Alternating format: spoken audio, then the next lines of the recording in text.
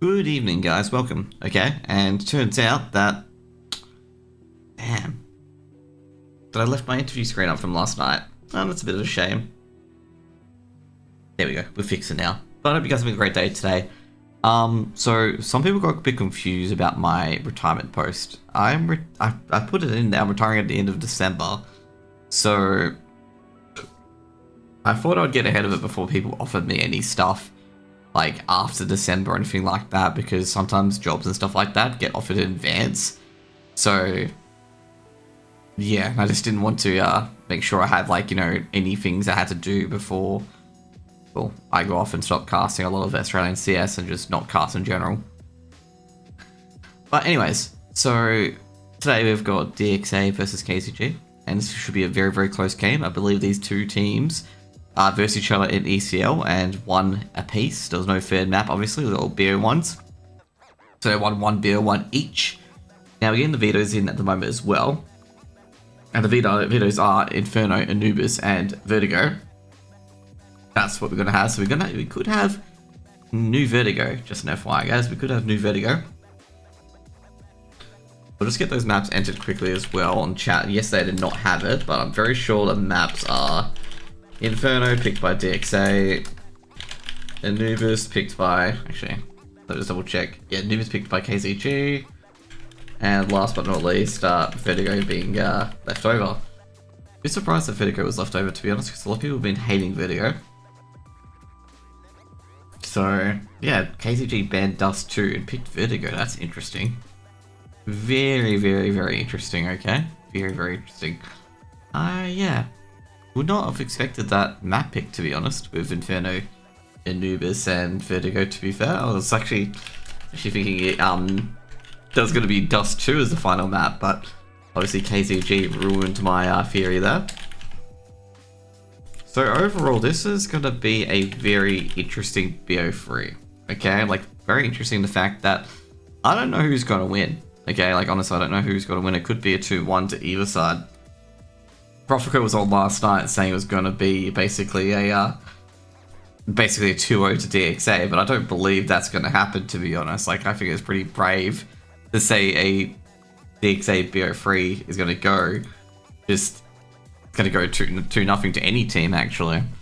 And then again, I did say that with deadweight last night, and DXA did 2-0 them. Like I said, DXA made a spirited comeback to come back from, I think it was like 7-11 to 13-11. So yeah, KZG win. Ooh, will be interesting thing. KZG have played the less amount of BO3s. They've only played one BO3, which they won quite easily. So we'll see what happens there. Actually, no, not quite easily. I mean, they went to OT, and KZG somehow got it to OT and lost, and then they won the third map, I believe. I'm not too sure, but that's what I'm getting from that.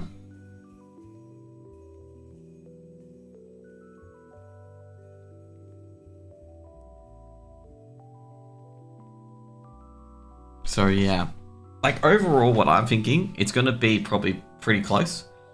I'd say it'll be 2-1. I reckon, as I said before, it'll be 2-1 to DXA. I reckon DXA will win Vertigo. We will get to Vertigo, so we'll actually play Vertigo. So we'll actually have, you know, the third map for once, and we'll also get to see Vertigo being played. You know, I've not casted Vertigo ever since it's changed, okay?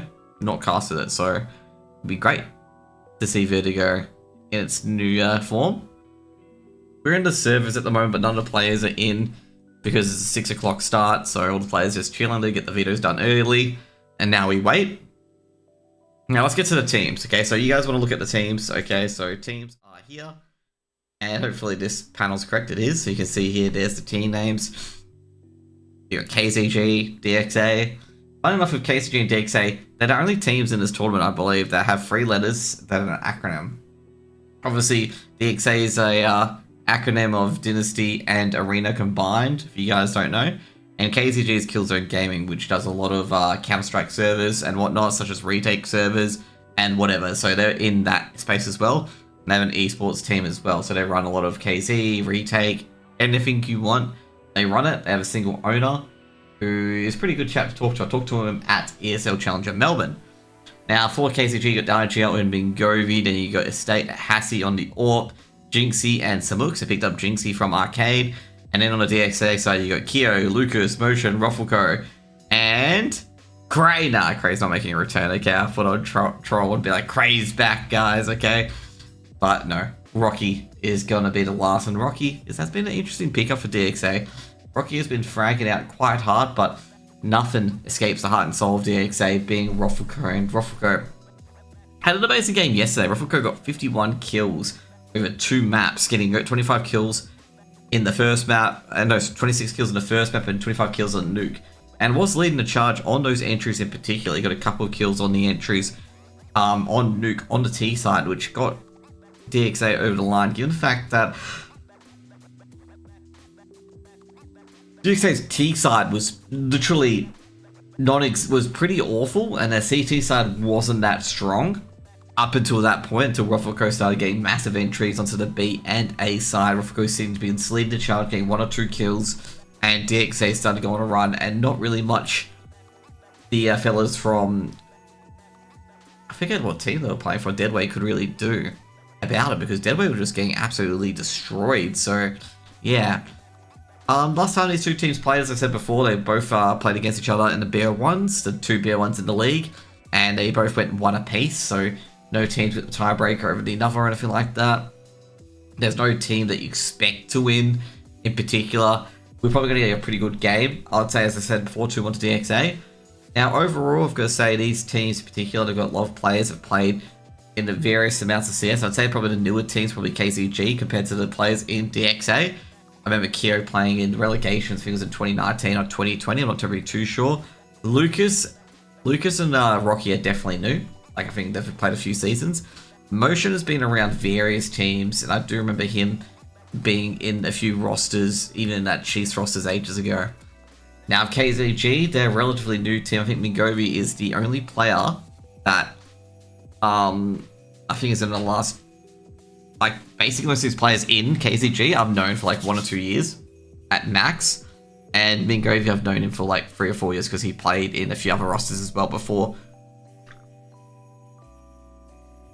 joining KZG and becoming the RG of KZG in particular. Now we're getting the players into the servers as well. Now, obviously, as well, this will be the second last Challenger League relegation game. There's also another one going on at the moment between Deadweight and, I believe, Blitz in the lower bracket. The winner of that will go and verse the loser of this BO3. The winner of this BO3 will be promoted to the ESL Challenger League, okay? Whether it be DXA or KZG. This means at least one team that was put into this playoff position will secure the ESL Pro League spot, or not ESL Pro League spot, sorry, ECL spot. Which I'm going to say, you know, is pretty normal for a lot of these teams that do drop down the relegations, that they do retain their spots. However, we've seen seasons in Advanced, and we've seen seasons in America and Europe in Advanced, where all the teams that drop down from ESA Prem or ECL lose their spots, and it's actually quite kind of funny when it does happen. But I guess say overall with the league in Australia, I don't think it will happen too much, given the fact that a lot of top Australian teams, especially the teams that come 7th and 8th, aren't particularly that weak to begin with, and they do stomp anyone below them. Meanwhile, like the teams that are 9th and 10th who will get directly relegated, they, you know, if they did fall to relegation, they'll probably get taken out by a lot of these relegation teams as well. But that's just you know, Australian generals. Like, we don't have too much depth compared to other countries in particular, like Europe, for example. Advanced is effectively ELO Hell, where you can be stuck in it for a good 4 or 5 seasons before you get your chance, and a deep playoff run for ECL effectively as well. So yeah, so, you know, Australia should be quite different in that regards. I'm not sure how the other relegations are going at the moment, because I did have a few people cast those as well, so we can take a look at those while we wait. So basically as well, if you guys don't know, for the other 2 ECL spots that have been automatically promoted, Art of War, which is Viridian's team, and also Mantra, which is Cheeseball's team, have been automatically promoted to it as well. So they're already in the league, ready to go for next season. Now at the moment, looking at the stage 2, it's actually the Huns versus Araft for the ECL spot. I actually lost after beating the Huns previously, which is interesting. Huns have finally shown up.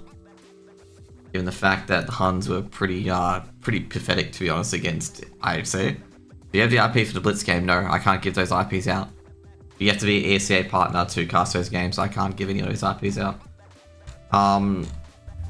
Looking at the EU side.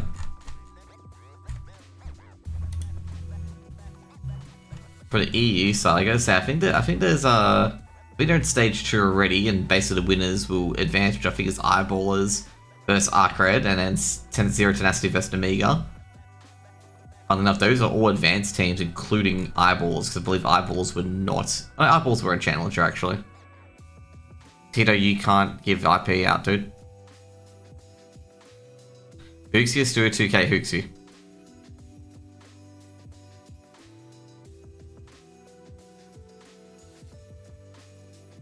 That's a legal IP? Yeah, I noticed the 192, 168. Then I'm like, is it an IP though? Because mine's not. That's not the 28. Stu's better than Hooksy? Nah, that's wrong. I think Hooksy's better.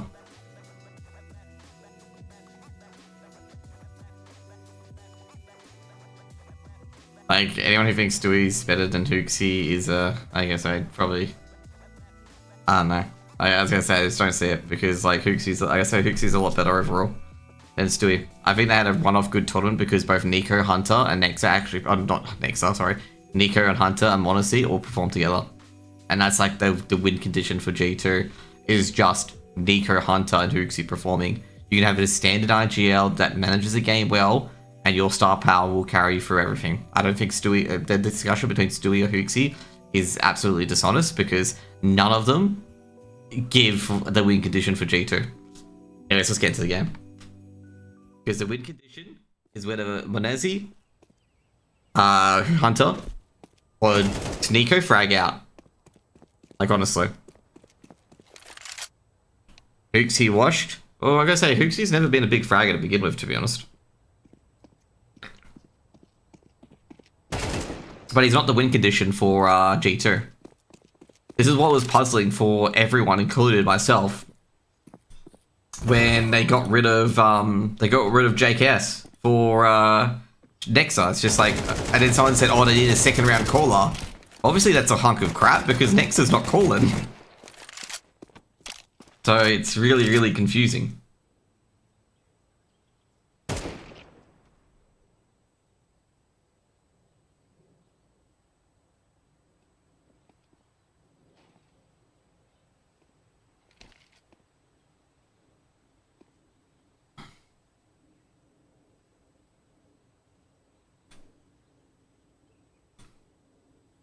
So yeah, it really confused me as well when they got rid of JKS and Nexa, and yeah, now this is the worst part. They're like, "Oh, we need an anchor now," and it's like, yes, okay, and you benched your anchor and got rid of your anchor.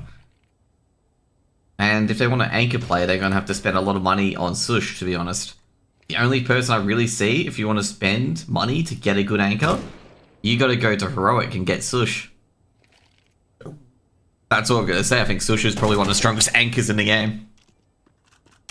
No doubt someone will be like, "Oh, but Sush plays multiple different angles, like, you know, this angle, this angle." It's like, bro, if you want a good anchor, that's who you get.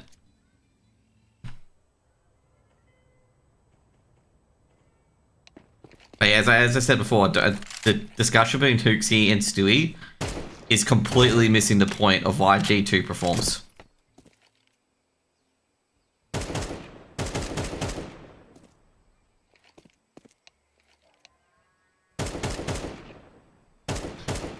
Let me put it this way, like, G2 is an NFL team where they have the best running back in the game, the best wide receiver, and the best defense, okay?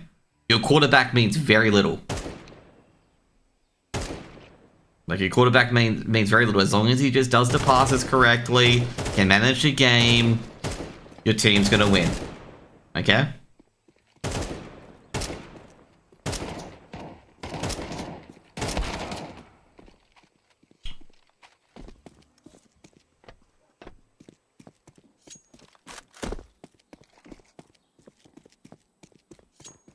Someone's going to be like saying like, "Oh, come on, some NFL teams rely a lot on their QB." And I'm like, yeah, but they're different. A different sort of style of team.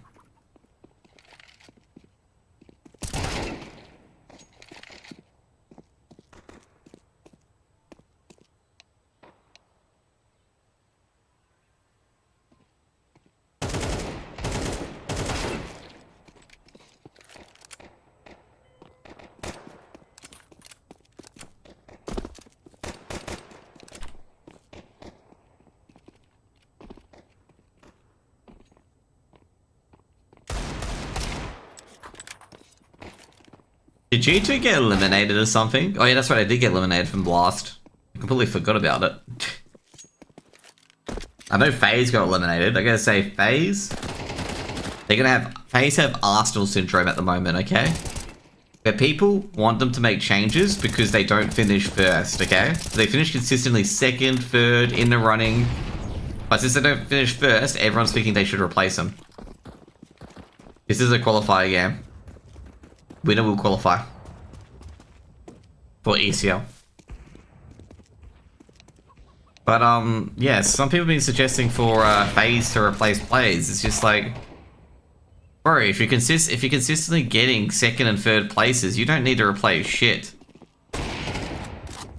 Just qualification, it's not a decider game. The loser will play another BO3 against the winner from the elimination game.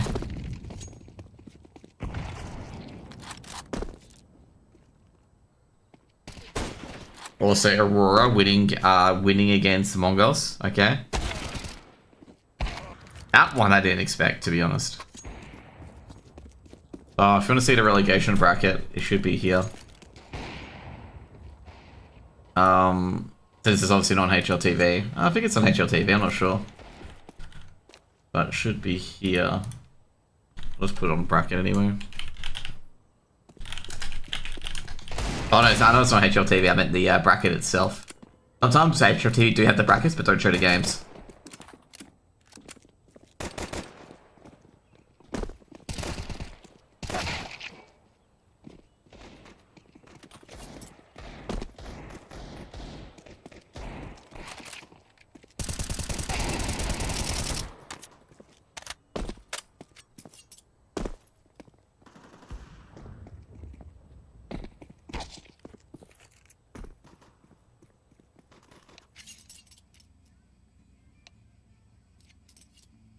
Doing knife round coming in.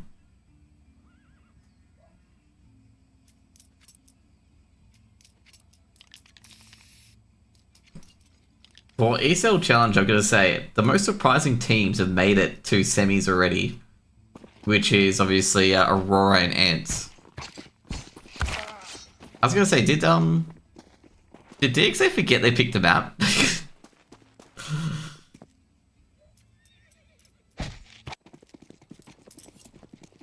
Yeah, it went to OT. Like, KZG were down by quite a bit and somehow got that back into OT, by the way. Just remember that, okay? The KZG Blitz game. KZG were out of that and somehow got back in OT.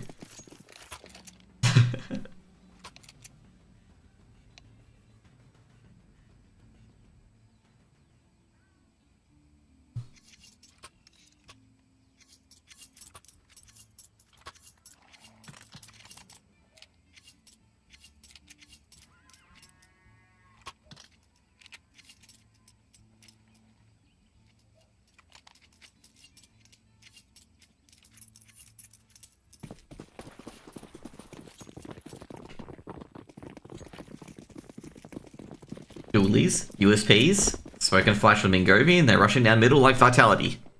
Lucas the third, there's DXA, no digression.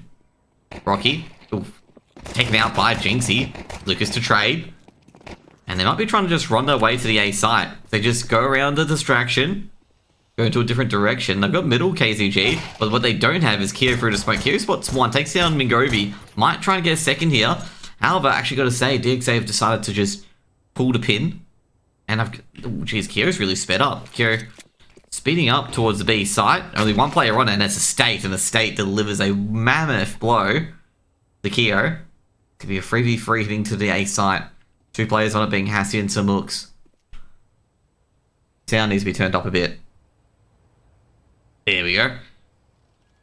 Rufflecoat trying to lead the charge. Samux, can he get a frag? Ooh, Rufflecoat. Oh, jeez, he's seen an arm. Can't get the head yet. Does take down motion. Rufflecoat coming to swing in. He trades out, but the bomb has been dropped just under apartments, and Rufflecoat's going to have to fetch it. Going to go for the...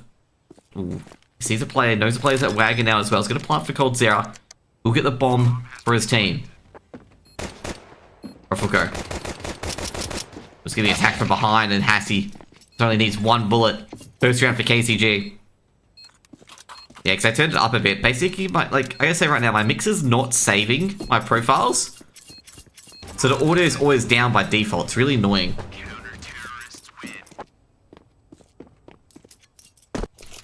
I also, with the Ruffleco interview, the sound sounds a lot better on Ruffleco's interview compared to my other interviews, which I'm really, really happy about that. I gotta say, KZG, like, I gotta love how this pistol round went. KZG stormed down middle, DXA pumped the brakes. Obviously, Rocky went down early. And, you know, that was a good start. And then, you know, DXA tried to go around, trying to get to the A side. KZG went back as well. It was actually a really, really good round. Then Kyo tries to get towards B. And you can see, like, both teams adjusting and adapting and going in and going out and going backwards and really reacting to the play of both teams. It may have sounded higgledy-piggledy to you, like the things that we're doing, but there was definitely some intent to that entire pistol round from both teams. No force up from DXA, just waiting for the next round. KZG have to force up regardless. Hassie's been tagged up by the P250. Lucas not ready to go yet, but Lucas will go now by the state. Can't in from Cubby. Can't get a bit more, but Mingovi here will chime in. And Mingovi from Quad gets a 3K. Makes a 2 on the board for KZG and a good, clean anti-eco. This means that this gun round isn't as impactful as they want it. For KZG, if they lose this round, KZG, they will have a bye. Albeit Estate will be on an MP9. But that's better than, you know, just a 5-7 or a Deagle. They'll even have the big green out there as well. Hassie will have a big green if they do lose this round. Big round here. DXA can't afford to lose this. Kia getting ready to nades. Ruffleco trying to throw a Molotov early. He's going to have to throw that smoke quickly. Another HE might be thrown in and Rocky goes down. They may think that's Ruffleco, but I don't think they tracked the grenades towards Log. Ruffleco going to push a bit forward. KZG getting a lot of damage with these nades. They need to get a clean break here. They cannot have KZG having 5 alive at this stage and losing this round. Motion on the lurk. Crossfire coming in from Hassie in a state. It's going to be a strong crossfire. Motion. Ooh, just going to try and target Quad. Doesn't get what he needs. State, just making sure he can't push any further. No real state's been gained by DXA at this stage. It's a very tense game. KZG trying to get on top. Crossfire coming in, they need to have a good flash. Hassie looking away. Likes to be thrown in, Molotov and a flash as well. Mingovi's got one at Quad and the state backs up through the smoke, and that could be the round here. Here, just dropping back. They've just got to find a site. The problem is so many Pete players are hurt, and Hassie's got another one. But even though a trade comes out from Ruffleco, it's a 1-for-1. And Kyo, well, he's got to find a site. The only player on B is Jinxie. And they're going to have to rotate, put a second player there as well. Kyo just trying to poke and prod. Can he find anything at Coffins? He can't. Molotov being thrown in, and Jinxie through the smoke. Should be a few AKs picked up. And they even go for the early flank as well. And that should be 3 AKs picked up, but 1 MP9 still remains. There's going to be a third round for KZG, and that's going to put out the big green? No.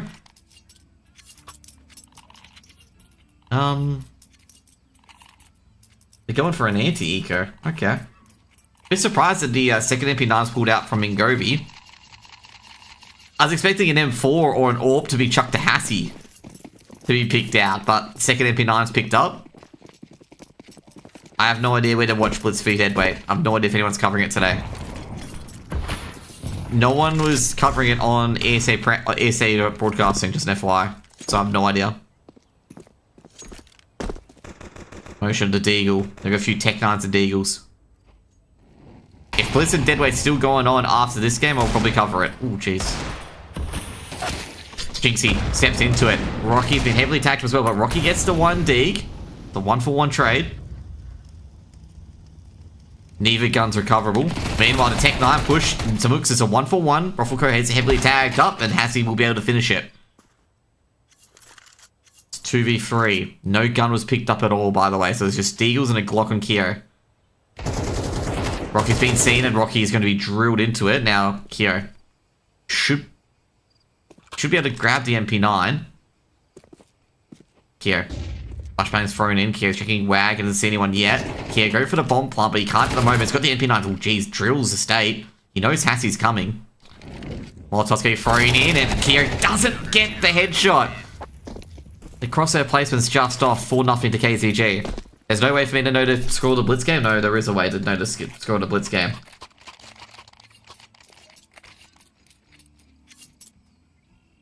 You can go here.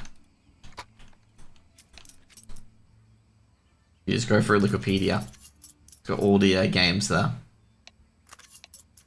Give me a tech pause.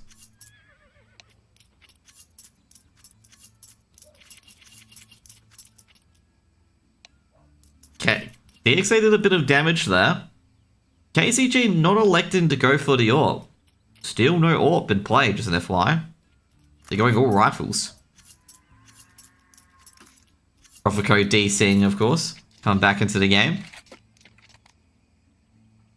Should I just like keep memeing Ruffle Code, just saying, you know, he accidentally had his webcam mic plugged in for TeamSpeak, so he had to, you know, reset it. Had to reset his computer. So register his actual mic.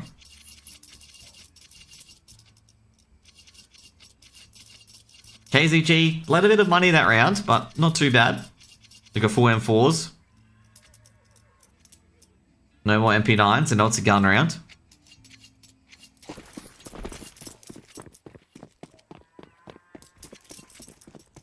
But it's not loading for you? It should be loading for you. Make sure you're logged into Face It. HE going down. That's a deep HE by Hassie.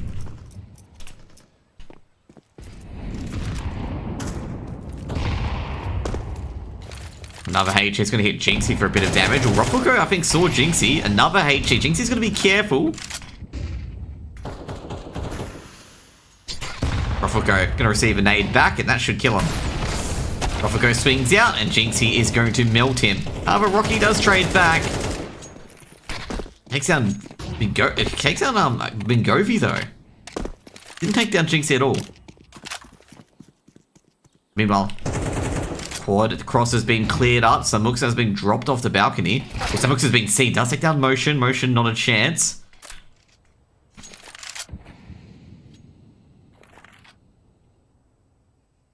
State. Should be a strong defense here for KZG. Flashbang goes out. They're trying to reestablish quad control here. That's a nasty little shot. But Samux, he just chimes in on the other end. And looks like Hassie can't get the second, but eventually does. Takes down Rocky, and he's going to get his coveted AWP. Easy exchange there. Free AWP for KZG. Able to just snuff out that A attack. And Hassie's got the big green. DXA in a lot of trouble, because that's another economy building round for KZG. KZG have at least 2 buys in them before they run out of money. And they're just basically stacked to the brim as well. Give me a Tech 9 rush, and Hassie's got the big green. And they are charging down. Oh, geez, the Tech 9 being goes out in the open as well. He's going to be trained down with his Tech 9. Another Molotov being thrown in. Jinxie needs to have the spray be perfect, but Motion's got the run and gun. And the bomb has crossed into the coffins. Smoke's going to be filled in by Motion. KZG, did they call us quits early? They recovered 2 rifles here, DXA. And yep, they're just going to call it. First round for DXA with a Tech 9 rush.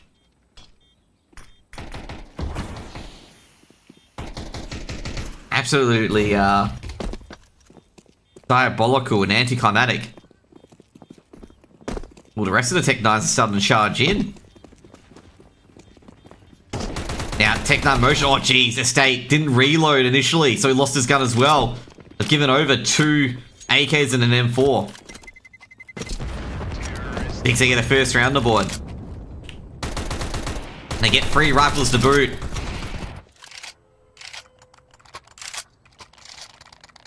Bit of a generous donation from KZG.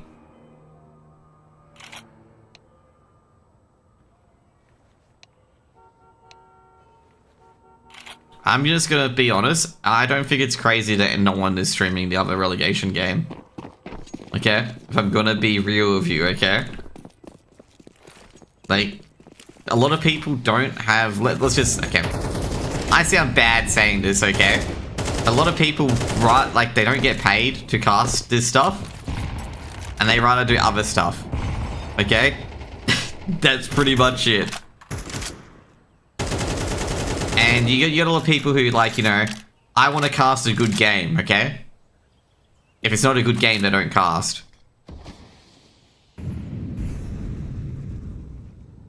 But I guess only Better's watching. Nah, other players watch it. If you look in chat, there's some other players always watching.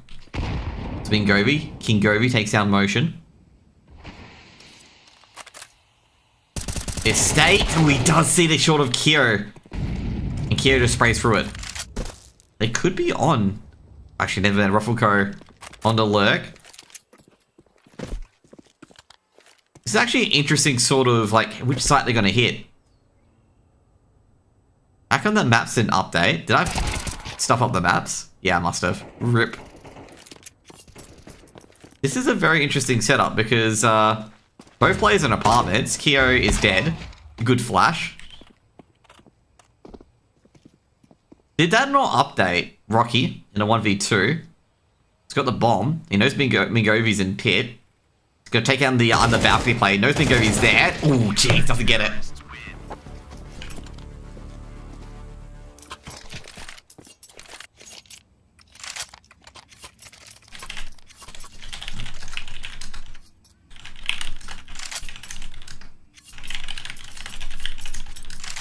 No, you can't get the Go TV IP. That's why I said earlier, you can't get the CSTV IP.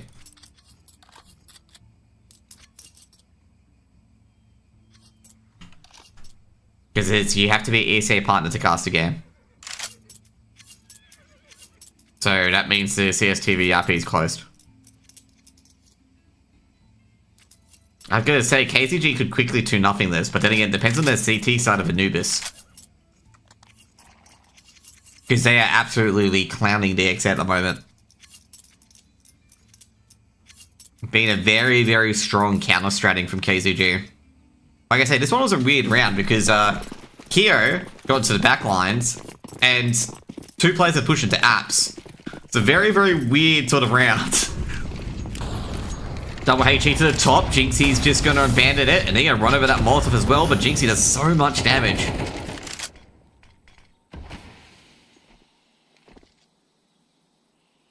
Well, if you think it's a shit, if you think it's a crap tier, but like, bro, like, ECL's always been like a thing you have to be partner for, you have to be broadcasting for. They've got sponsors. They have to report numbers. Like, you have to report numbers. If you cast a game, you have to report numbers. Because they've got sponsors to please, as you guys can see in the top right. I have to report all these numbers to them on every single game I cast. And also they provide the prize money and TO and stuff like that. Mingovi going to clear out Banana. Oh, geez, he's not even traded. And Mingovi's got 3!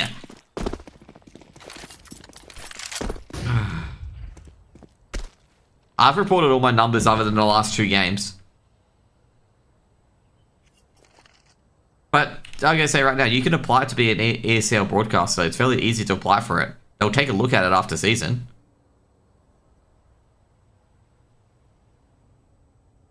Mate, are you gonna, like, have a cry about the US Air Force and not met, like, seriously? I could discuss, oh geez, Mingovi's got a knife. Like, seriously? Like, that's your biggest issue? That's all I'm gonna say. If that's your biggest issue, I don't know what to tell you.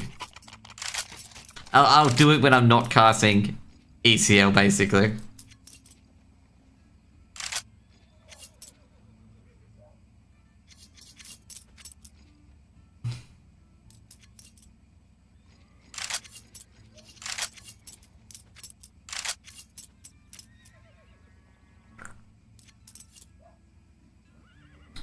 I think DXA are absolutely cooked on this map at the moment. Absolutely cooked.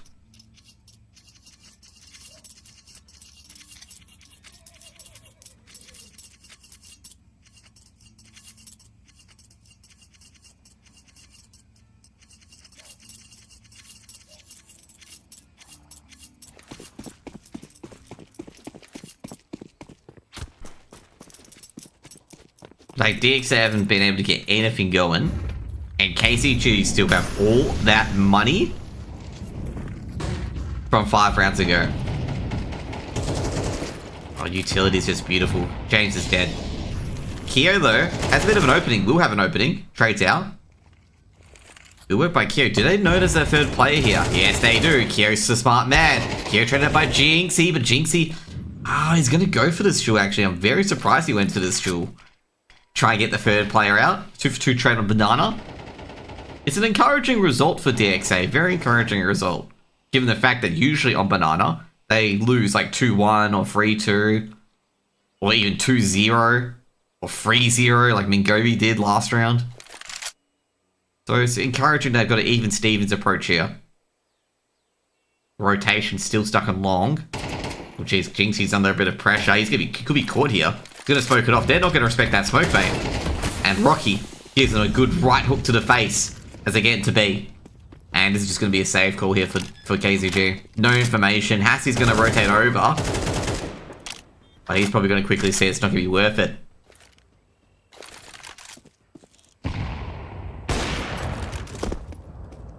Deep HE, not gonna be happy with that.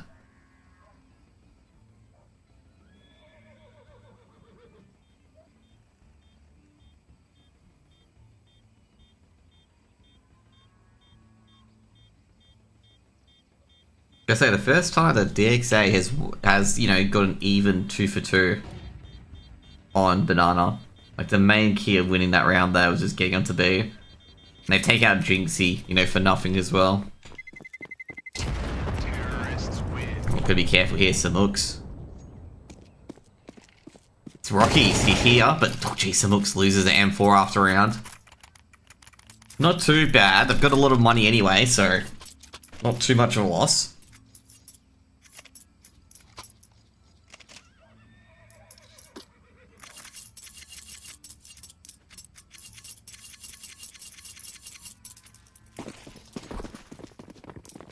I surely hope that Navi's better than KZG. You know, I don't want to see Emir and JL losing to Keo. Oh, jeez. Didn't expect that aggression.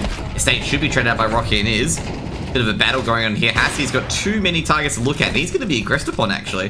Hassie at quad. They know it could be here. Hassie takes out motion, drops back. Is he going to repeat this? He's got a one-man advantage. He was thinking of adjusting the angles slightly, but he's going to go towards long. Yeah, the Molotov being thrown towards Cubby. Ruffleco having a bit of a duel coming up on Banana. Gotta be careful. Ruffleco's got one. Can he get the second? Ruffleco just backing out. We've got the man advantage.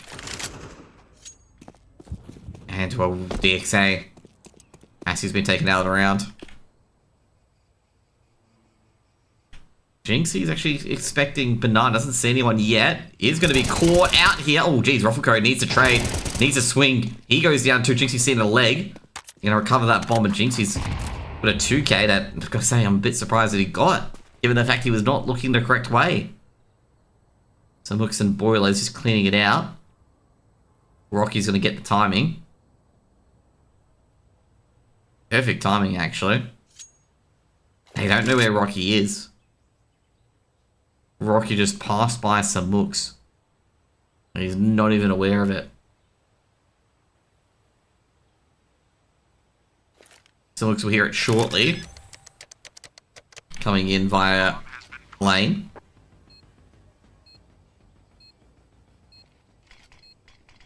Mooks gonna be thrown in, so Samux knows that Rocky has to be the secret side.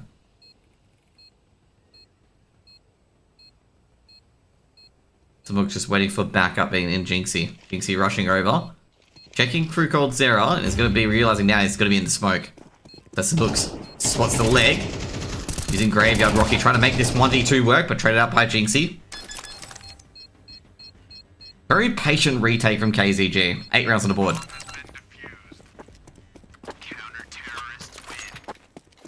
How do you get this HUD working if you're going to have the game key? You don't need anything special to get a HUD working.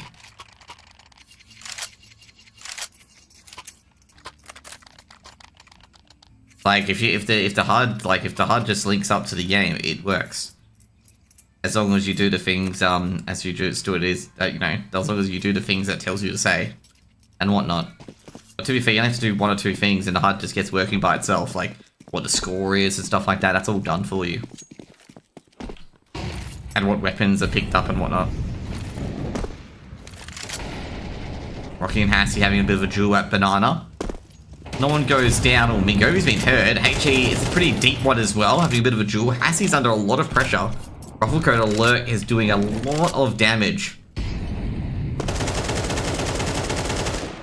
However, KZG winning in the utility department at the moment. A is going very, very well in the defense. 2 players at cubby and they're going to be smoked off. Oh, jeez, Mingo's been wallbanged. I don't think they're going to realize that Ming's been wallbanged. He's definitely been wallbanged. Now, basically, they're going to check. And no one's there. Flashbang been thrown in and Estate's just going to walk back to site. At this stage, middle's pretty untenable. Progression smoke, but Estate's going to go on the outer. Rocky's going to be careful here. Oh, nut, Kyo was ready for it. Rotation's going to come around. I think the B site rotate's actually going to be called over. Roffico and others just waiting for the apartment's bust. Defensive KZG's one outside pit, 1 in graveyard. Assie's just watching the rotate. He needs to make sure that no one can wrap around on towards B. And the B players can't rotate either. The execute's coming in. Kyo's taking down Mingovi. Sebux has got 2. He knows the player's above him, but just doesn't know where. Now he's going to swing by. Sebux has got a 3rd. Oh, jeez, he's going to be traded out. He has no ammo left in the M4A1S. And that bomb's going to be planted by Kyo at Cold Zero. It's a hard one for DXA there, because they're not sure how quickly these B players are going to rotate. Assie's got the AWP. I've just got to be able to flash out on his players, and they've only got a molly and a flash. Oh, geez, Kyo, a bit reckless. Makes this 2v1 a lot easier now. Molly for pit. Jinx makes a noise. Looking towards below balcony. Jinx, he finds him. That should be a 9th round for KZG. KZG, Kyo does a...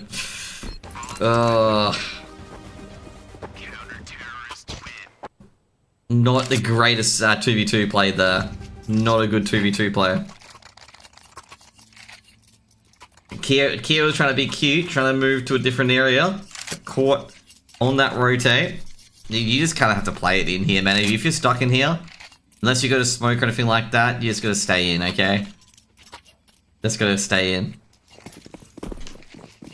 And try to play that 2v2 out. I think they didn't know that Hassie was tagged up. But it's just playing a 2v2. Hassie. Oh, jeez, that's not a good start. Hassie takes down Roffico. Estate. On the other end, takes down Rocky as well. Hey, Van Yang, good dude. Can you link your face it? That's all I'm gonna say, okay? Can you link your face it?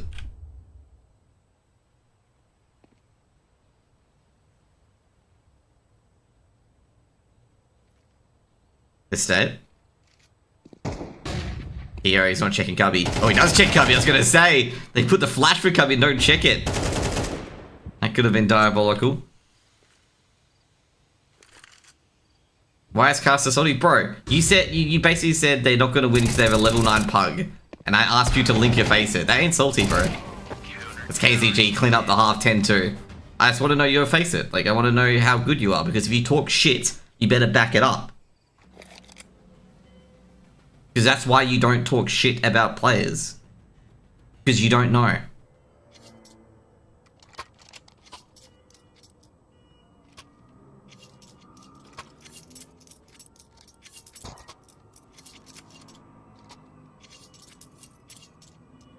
Dude, you said they have level 9 face it. They are not winning. Prey skull. Okay, bro? I'm not fucking stupid, okay?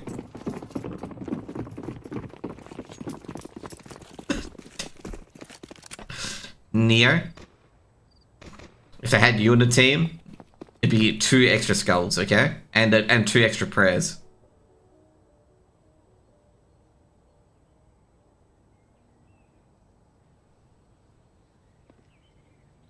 They'll be winning, but nah. I think KZG have been very good on defense. Trade takes out Mingovi. It's a good start so far. DXA need to win this pistol.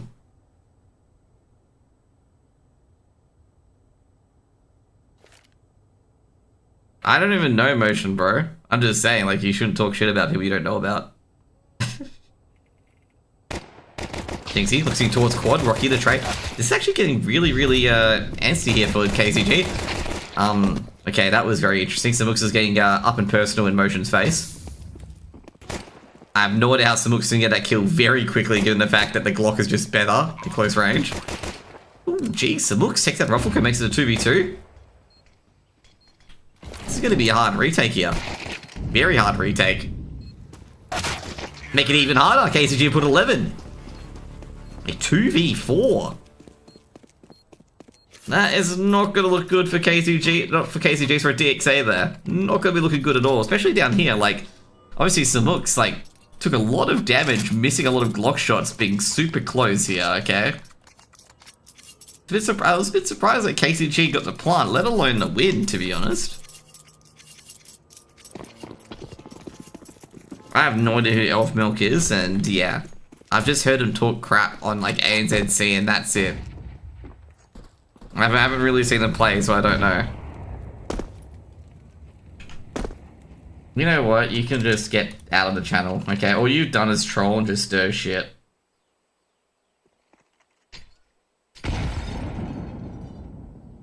And also, you know, joke about match fixing.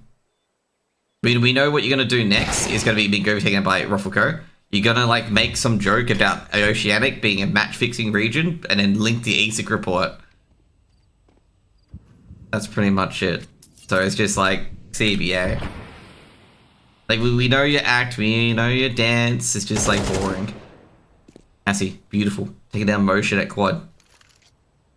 Now, can they get to A? That's the main question. Thank you for the raid, Connie. Really, really appreciate it. He's not getting up no skin, okay? I just don't have time for, like, crap buckets like that. 3v3. Spotted estate, spots a player at pit. Like I said, these players are in very aggressive positions with DXA. Extremely aggressive positions as Samux entries through. One's planted at secret. And Lucas is dueling with a 5-7 at range. Meanwhile, Ruffleco coming from behind. This MP9 could do a lot of damage. Your sound? Wait, what? As he's burning, Ruffleco could go in. Oh no. Oh, Samux good trade.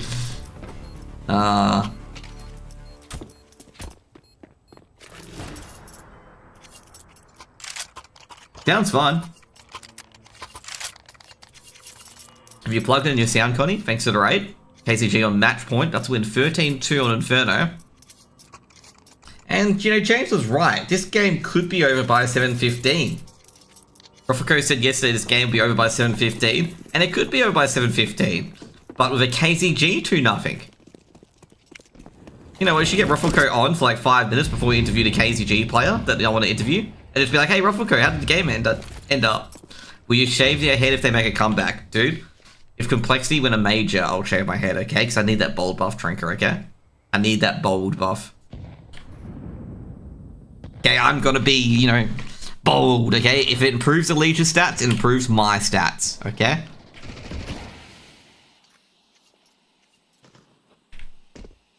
It also improved Brokey's stats. Brokey became a tier S AWPer just by shaving his head. The simple trick. Yeah, basically, winner will get promoted to ECL. Loser will get the first either deadweight or blitz, whoever wins out of that. They got a mag. They got a mag 7. I love the mag 7. Look at that. I love that gun. Mingovi having a bit of a tussle at Coffins. They both flash each other. Estate being tagged with the Coffins. Rocky with the beautiful frags, but they're going to have to just back up. Hassie going to throw a Molotov. He's going to not let the Coffins players do anything. They're checking new box. They're checking all the boxes. And Hassie just planting fountain. We'll get the plant down. Missed scout shot by Ruffleco. Just going for a Hail Mary. Ruffleco going for another Hail Mary. Ooh, just misses the new box player. Going for the retake is DXA, a 4v3. Can it be held? Ruffleco just firing his scouts everywhere. Flashbang going in. Also, Lux has been blinded. Jinxie grabs one. So Lux, he's just lining them all down. Lucas at the 5 with the mag 7. Now it's a 1v1. Motion gets the dink. But no way, couldn't hit the second shot. And Samux will get a free K and 1 HP to win it for KZG 13-2. And I gotta say, KZG absolutely slapped DXA that map, okay? DXA got completely and utterly slapped, okay? I don't think there's like any other analysis. Rocky did pretty well, but I've got to say, Samux, Hassie, they played an amazing game. And I've got to say, like, KCG were very hesitant to get that AWP. They chose the 5 rifles, and it backed them up very, very well. Like, it had the 5 rifles, benefited them really, really well, and they absolutely slapped. Also, I've got to say as well, KZG, so many assists, so many trades, so many flash assists. Very good utility placements. They always beat DXA on the utility damage. And they also got, a couple of kills as well. And look at the assists here. I gotta say, I think they have 12, 17, 21, 24 assists on KZG. And they won 13-2. Okay, generally a losing team has more assists. But DXA, they only had about 11 assists. So you can tell that KZG really overworked DXA. And they were not only just winning the duels, but they're also winning the trades as well. So it just shows that the more assists were doing, what they were doing was they were getting one and a bit more each time, allowing other players to come in with the assists and whatnot. DXA though, they're going to go back to Anubis and try to recover, try to get their confidence back as well. Obviously, they're probably going to pick T side. They need to put that scoreboard pressure on. I think it would be, quite a risky move picking CT side, given how Inferno went, because Inferno went absolutely terribly for them. They got absolutely stomped. I don't think they had really an inkling in. I mean, I think there was only a couple of rounds that could have gone either way, and that's practically it, which is really, really frustrating for DXA. It's just like you weren't even in the game to begin with. Sometimes, games like 13-3s or 13-4s can be, very close. Could have been just, 1v1s here, 1v1 here. But pretty much it just wasn't. DXA just didn't have a really foothold in the game. I think DXA's 2 rounds they won were on a 4 spy and also on a Tech 9 round, which is just like, yeah, so you didn't win a single gun round, which isn't really a good aspect to have. Anyways, guys, we're going to go into the next map in just a moment. Let's just check if any of the players are in. If the players are in, we'll go in there right away. If not, we'll take a quick break. So we're just going to check if we go in there as well. Now, overall, I'm going to say with DXA, just Lucas wasn't firing. There wasn't too many firing from any player in particular. I think Rocky had an alright performance, but not so great. But just KZG just slapped DXA simple, pretty much it. They were always getting opening frags. I don't think there was many situations where KZG were a man down other than that clutch scenario in particular, but that's pretty much it. Well, not clutch scenario, but that final round in particular. And yeah, that's pretty much it. It's my summary of the game, and KZG could be a 2-0 here. Be right back.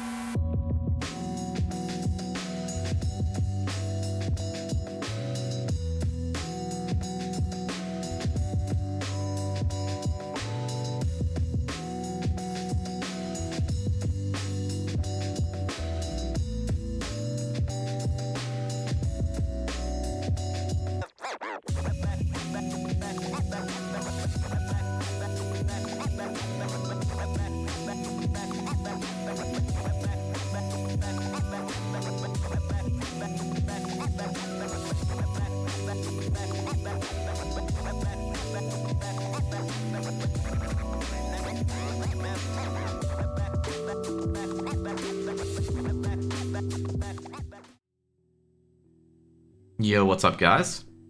Well, we get to the second map coming in pretty shortly. And, well, KZG need to, well, if they want to win ESL, they need to win this map. Or ESL promotion, they need to win this map, and they've done it.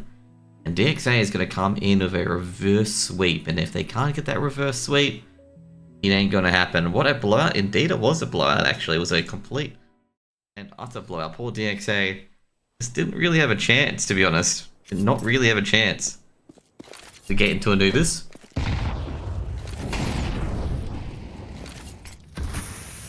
KZG were just a lot better on the utility placement, a lot better on the trading.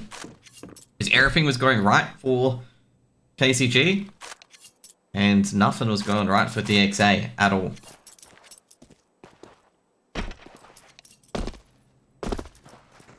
I think DXA on the initial, I think DXA were walking into a lot of disadvantageous scenarios as well, which made it worse. They were unable to get the advantage, especially in Banana. Like, they normally had to risk 2 or 3 bodies to even get either 1 or 2 kills, which obviously is not healthy in the long term.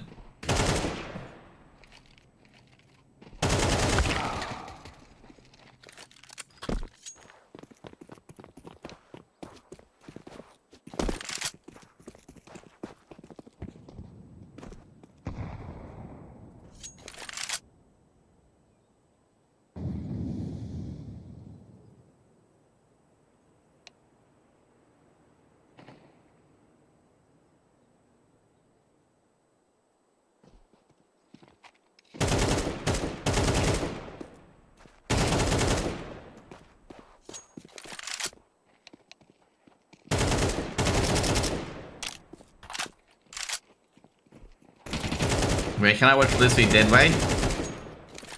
There's no one casting it.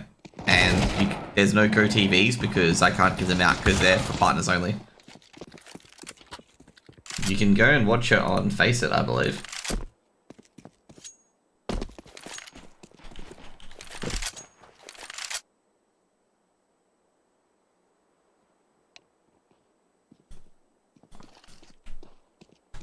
Obviously you can't spectate it, but yeah.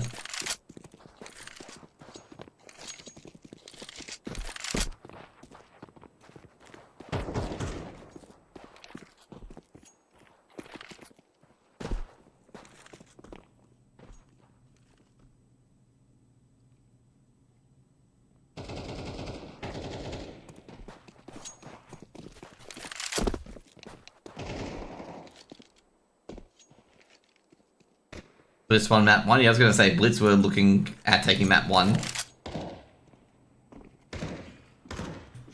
Well, they're leading map 1. They'll probably most likely win it.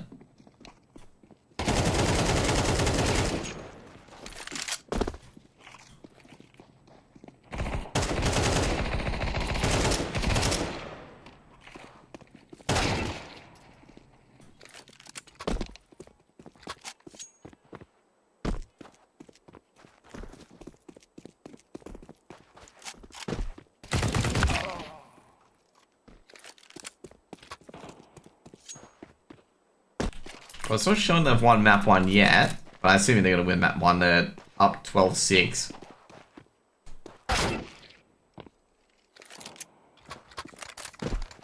You know, I can check my friends list. No, they haven't won map 1 yet. Currently 12-7.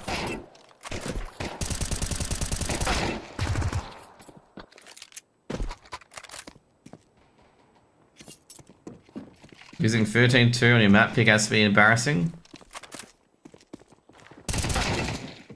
I'd say yeah, but at the same time they got taken out by a very, very good KZG lineup. Like, KZG were just much smoother the utility. Definitely had Pract Inferno. Was counter-stratting DXA hard. I mean, there's a couple of rounds that DXA did lose control of. That was to their own detriment. Obviously the first one was definitely the pistol round on the second half. They really shouldn't have lost that. And the 2 rounds that they did win was a half buy, and I believe a force up. So not even a gun round either.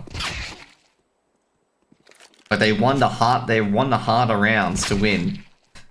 Let's put it that way. Do you ever place bets? No, because you get banned as a caster.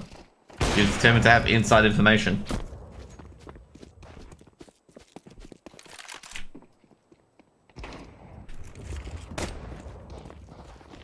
It's a severe violation of game integrity. Ooh. I know Ming. Oh no, it's Hassie at the Mag 7. I thought it was Mingo, the Mag 7 there. What information could you have that the public don't? A lot.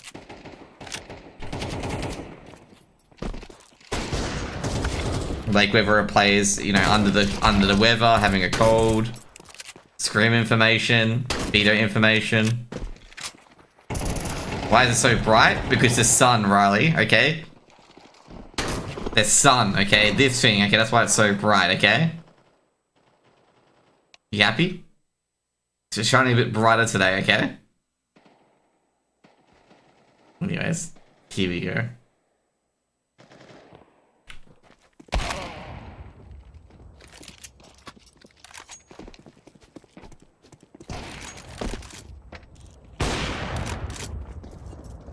You can't watch Blitz v Deadweight. Have to be an ESL community broadcast partner. So bug all the other casters that in the ESL broadcast partner channel. I highly recommend not to do that, but ask them nicely, okay?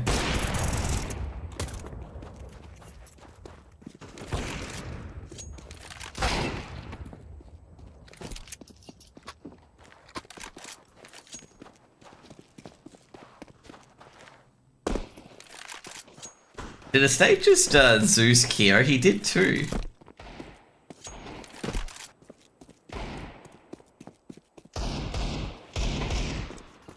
I'm gonna say, Blitz taking a map of Deadweight's pretty good, not gonna lie.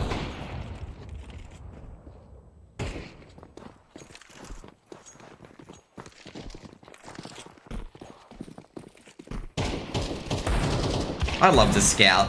Like, I love players who are so, like, good at the scout. They get that early tag. And then they follow it up with, like, a wide swing. Blitz is gonna 2-0 them.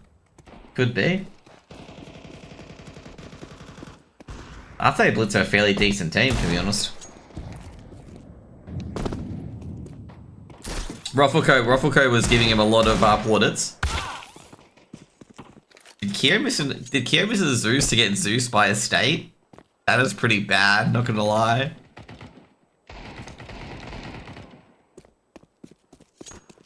I feel bad for Kyo at the moment.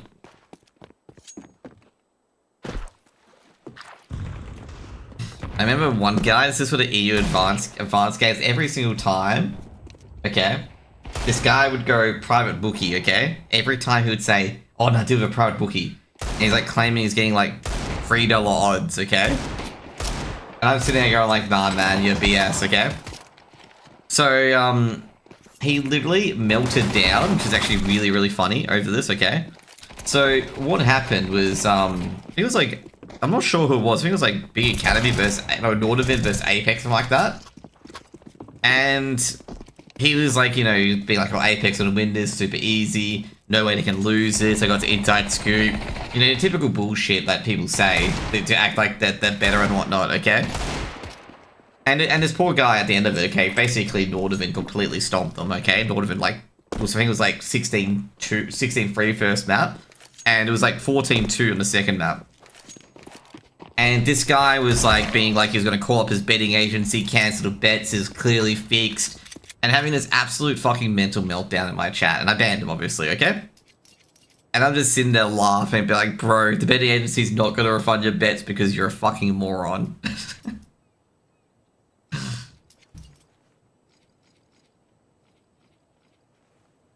This is about 3 to 4 years ago, dude. This is when Apex had a full Norwegian lineup. Dude, he was accusing these teams, like Nordavin's social media manager was watching me cast it, and she was laughing her ass off, okay, and watching this guy lose his crap, okay? Like, she was in fucking tears.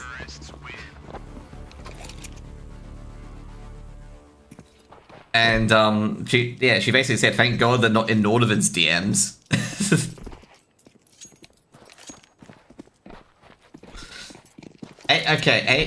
Apex is not a scam team, okay? If you watch Stico's videos about it, in particular, and you talk to, like, the players on the team, like, you understand, like, what was going through Apex's heads. You can't deny, you can't flip the argument. If you want to say there are fixed games, you got to bring undeniable proof that there's fixed games. You can't be like, oh, this happened and it's fixed, like, you know? No, Stico talked about it. It's just like, you know, just there was not really any actual solutions in Apex. Like, they weren't trying to solve problems, they were putting band-aids on it. He talked about it at length. And he talked about the RGL, which was one of the issues, I'm going to say, as Keo opens up Econ. I buy power? Dude, you can be like, I buy power, bro. But what did Richard Lewis get for I buy power? Undeniable proof. Undeniable proof that I buy power do it. He got the receipts. Hassie at Shadow takes down Ruffleco. They're in the B site though, and Hassie's going to do a lot more, otherwise it's going to look pretty bad. And it's beginning to look very, very bad. But Kingovi does get one of the dualies, but Motion is able to hold firm at Econ, and Samux is in a crap position. He gets the dualies out because he's got to do as much damage as he can, and Motion is going to put it to 3 and put it to bed and put first round on the board for DXA. So we're going to talk about Richard, okay? Richard Lewis, who did the I Buy Power investigation. He got the paper trail on every single thing that was done. He got the SCUT conversations. He got everything put together, so it's undeniable that it happened, okay? He didn't say it because he thought it. He got everything to go with it. You know, just cue was it Breaking Bad gif where the guys that go full conspiracy theory, okay? It's like connecting all the dots, okay? Just go him, okay? I think it's Breaking Bad that's from. How do you get proof, though? He's a journalist. He's an investigative journalist. He has sources that he won't tell you as King Gobi. With the 1D onto Motion. Takes out the hero of last round.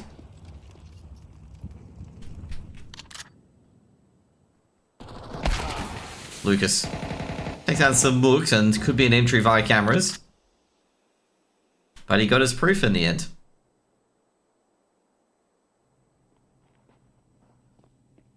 As I said, you know, if you get a level of accusations at players who are aspiring to be pro or professional players, then you gotta have the receipts. If you don't have the receipts, then it's not worth listening to you because you're defaming someone's credibility on baseless accusations, which is not a good thing. Like you're questioning someone's professionalism. That's why they get pissed off at you. Gobi, go for the 1D. He's already got another 1D already. Keo going for the plant. He's gonna get 1D. Oh, geez, Gobi misses the 1D, and I think it's because Keo moved his head while planting. And Rocky able to take him out. Now, Hassie might be able to get a Mac 10 here, but no, Ruffleco is doing the moving run and gun. There's a reason you get sued for defamation. The weird thing about defamation is everyone, like, talks about suing for it and whatnot. As Jinxie, unable to save that AK and be a second round for DXA. But the hardest thing about defamation is proving damages, okay? It's not proving that's what someone said is wrong. It is proving damages. Because someone could say you fixed a match and nothing happens to you and that's it. Like, you know, you still play as it is. There's no damages done to you, okay? None at all. But if you lose your spot in a team and you lose your contract, yeah, that defamation lawsuit's going to come quicker and it's going to be slapped on your ass like a Happy Meal, okay?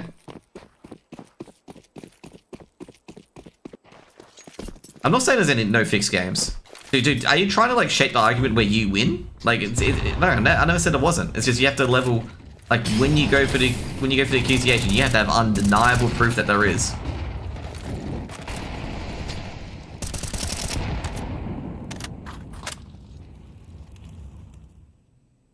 King Gobi, once again, takes down Ruffleco, the entry frag hitting the deck.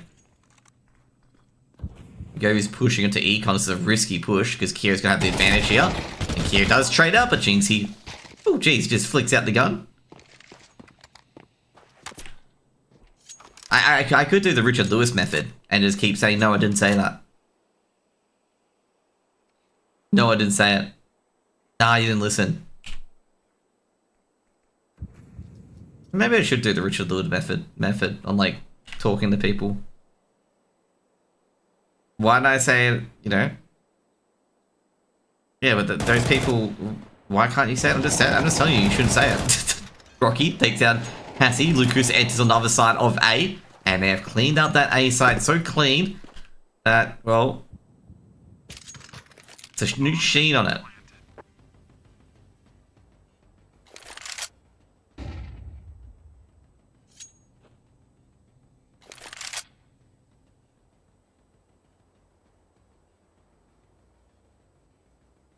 Why do I need proof? Well, this is why HLTV is never listened to. Jinxie, trying to save this AK. Can he save it though? He's being spotted, takes down motion. He's gotta learn to his position though. Jinxie's got a lot of angles to check. Flashbang coming in. Jinxie's heard 2 flashes. Heard one at B main. I don't think he's keeping this AK. Being swung upon in 2 different directions, and he's not going to win either duel. It's going to be a 3rd round for DXA, as DXA is starting to stop on the T side.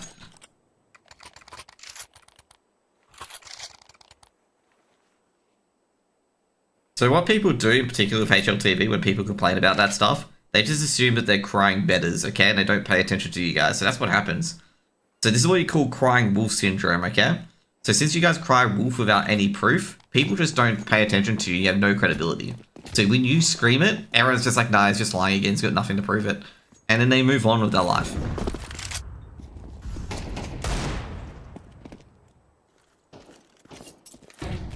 But I'm telling you, so you get the point, so you can learn something. Oh, geez, Hassie does a bit of damage to motion. And Mingovi is going to trade it out. Can't get the 1D yet. And looks like it's going to be another freshly cut entry as Ruffleco swings in towards E-Box. Some books. Traded out by Keo. KZG looking pretty wash at the moment on Anubis, but is a T-side map. I'd say at the moment, if you think raging on a forum is funny, especially when the players could read it, or people in the organization could read it, I'd say right away, type it into a Word document, and then delete it after you're done. Okay? So players don't see it. Because you know players receive DMs and stuff like that from you guys, and they don't want to check it, okay? Like, they don't want to check it. They just get sick of it. So just type in a Word document, and delete it.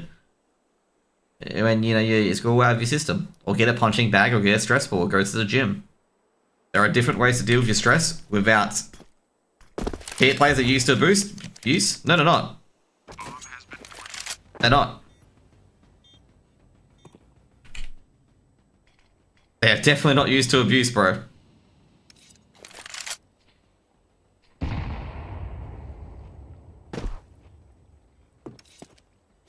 Say it's gonna save this item. They're desensitized to it, but they're still just as human. I mean... Okay, let's take an example, okay? Remember when Leaf was being accused by Gorlez that he was hacking in Zephyr? And he was getting all those threatening DMs and whatnot as DMs? I'm going to give you a little bit of inside information. Leaf was not good mentally after receiving 100 or 200 DMs. Not in a good mental space.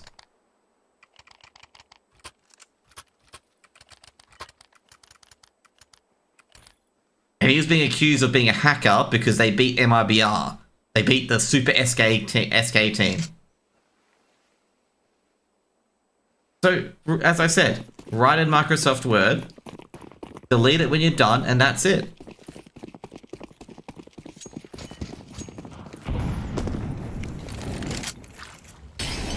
Try not do that, banana, okay? But this is like an entire like Brazilian nation, and it wasn't that. He was just like super stressed.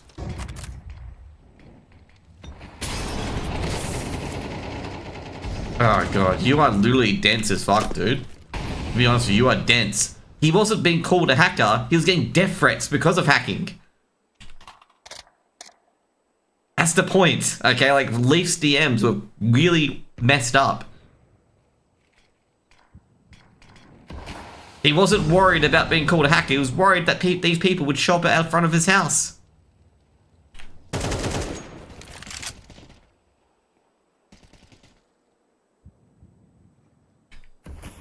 Ngobi trying to clear out Econ, doesn't get the flash in, and the aim's not there either. Actually been thrown in. Rocky getting entry on towards the B bomb sites. Just Hassie left, and Hassie not going to be able to do too much about it at all. Should be a 5th round for DXA. If they did remember the bomb's back at T-spawn. Rofuko going to push in. The State's going to trade out.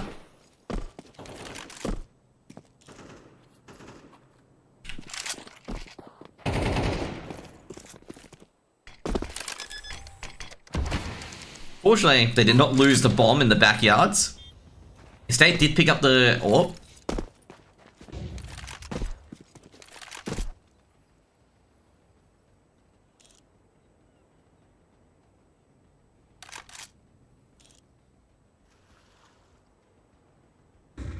But that's why you just don't do it, bro. So just, as I said, every person just do it in Microsoft Word, punch a punching bag, go to the gym, you know, do stuff like that. You know, take it out in other ways, and not on the players, and not on the fast food outlet servers or people in the supermarket or people on minimum wage or stacking shelves. Oh jeez, Lucas could get a frag here. Who's heard someone move? Like, embrace it, like Senuvek. You talk about Flusher? Bro, there's people, you don't tell a 16-year-old kid, first of all, Flusher's like 30 plus. You don't tell a 16-year-old kid like Leaf to embrace it, okay? Leaf was 16 at the time. You just don't send it. You just don't send it. Just don't send it. It is so easy to take your hands off the keyboard, okay? Why don't you just take your hands off the keyboard and don't send a DM? Assy. Oh, that should be an entry, and geez, I gotta say, they might be able to keep this side here. Jinxie's got a 2k from Econ, and they haven't cleared him out yet. Molotov will clear him out. State with the rotation. Assy will go down. There, State. Big frag. Taking out Rocky. That's the only full HP player they had. And Motion's gonna do a 1v3 with 1 HP. Jinxie's gonna play an off angle, and Motion will get the plant.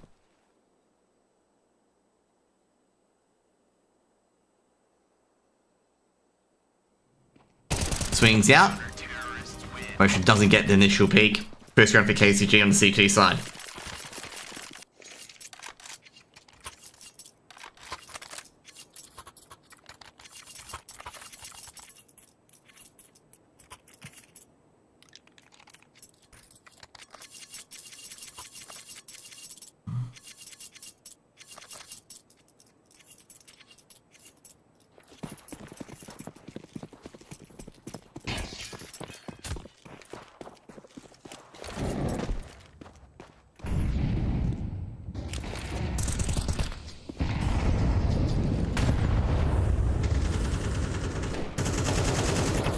State caught up in the middle aggression, and Ruffleco does get his kill. Means Hassie's on the B site by himself, basically. 2 players in canals. Jinxie just making sure they can't cross mid. Interesting way to defend middle these days. Are they expecting Jinxie to be there? They're not. I mean, Go's actually going to have to drop back to E-box. No one is on A currently. Jinxie's got to make sure he doesn't throw this nade.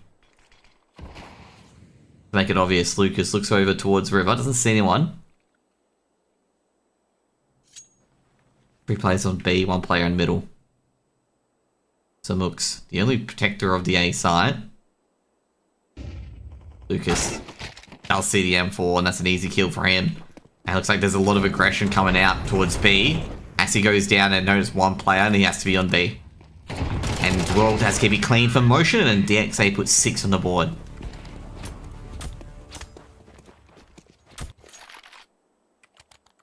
Yeah, I'm going to say it was a very ballsy defense from KZG. No one on A. Someone could have actually lurked through and got a couple of kills, but fortunately that didn't happen, and obviously DXA just pushed them anyway.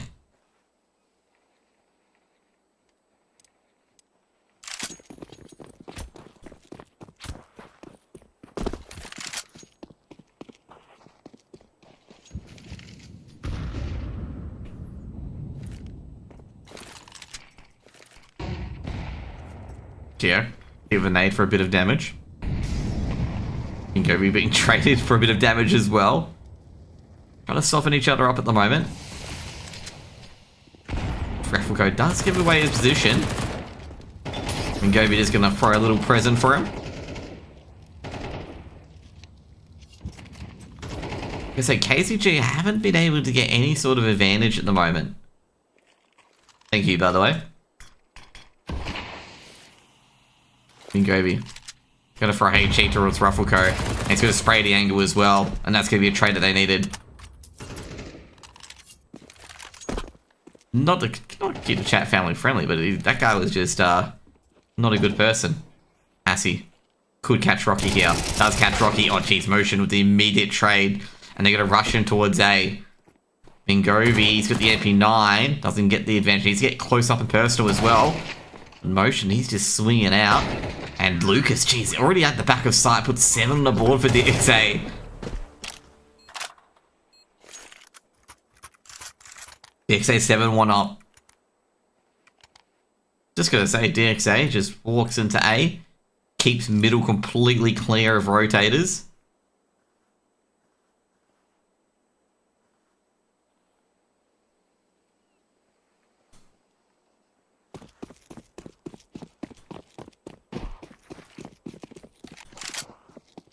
Yeah, I was gonna say, like, that guy's not a good person. Like, if you don't understand, if you have no, like,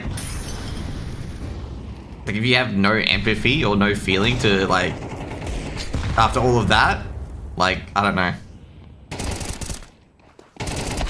Like, I don't know, bro. 8-1 on the board for DXA. Like, it means you have severe depravity issues, okay? If you're that desensitized to not emphasizing or understanding that someone receiving 200, 300 death threats because someone said something does not impact the people's mental is absolutely wild. Well, I said 100 to 200, but, you know, that sort of stuff. And that players are players should, you know, they receive views all the time is pretty wild as well.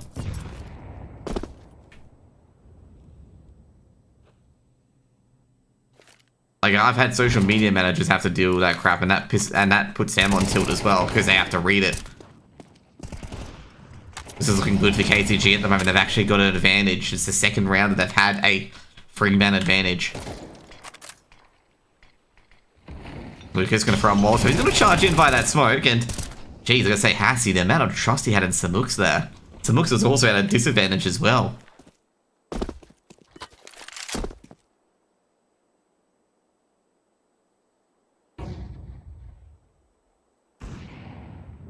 Motion in a 1v5.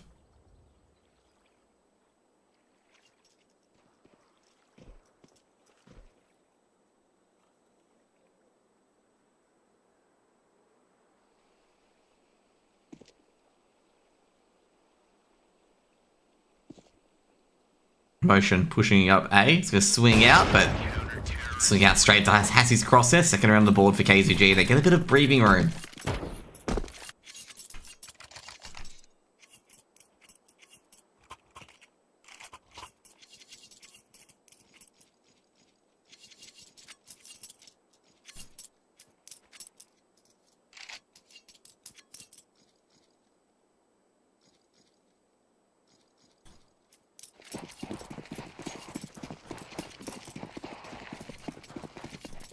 Just say for KZG that they're gonna get more at this point. Assy takes down motion. These little adjustments here have been beautiful. 1-for-1 trade. Ruffleco traded out by Jinxie. 43 at the moment. Mingo, he does go down. Samux on the A side by himself. Needs to get a bit of damage. Does get a bit of damage. That was a nice nade by Samux. Looking for him. He's heard movement. So Samux might get an inkling that he hit someone. You might be thinking about me, hey, you know, did we hit someone down there? Rocky. Clean that middle.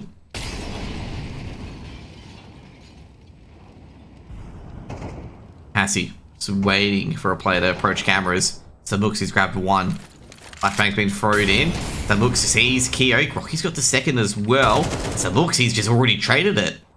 Keo stepping out. He's not aware of Samux could be. Samux actually aiming towards the pillar. Now Keo's got an idea of where he is. Bombs at uppers. Oh, geez, that's a high nade. Hits Samux. Keo trying to clutch a 1v2. Yeah, that's a good start so far. And Keo, he's going to grab the bomb at uppers and he needs to go to his side. He actually needs to recover that bomb. I think Jinxie might be aware that Kyo's trying to recover that bomb. But he can't be too careful with it either, given the fact that Kyo does have an AWP. He could be holding an angle.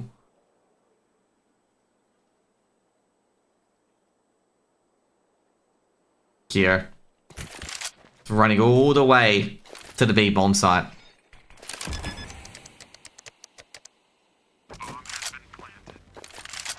Kyo, he's got to find a place to go. He's going to go to Econ.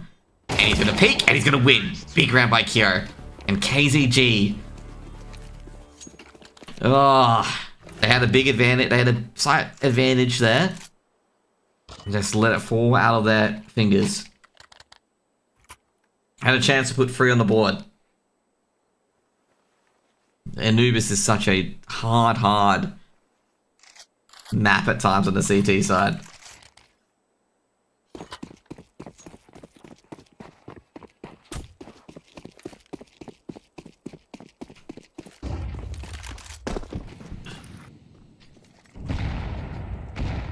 DXA.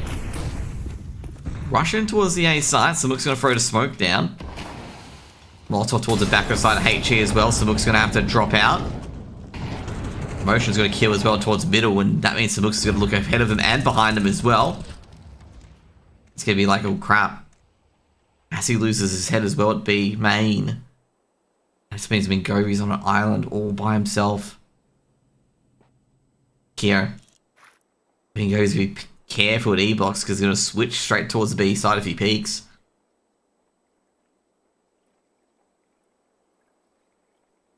Could be a 10-2 half to DXA on map 2.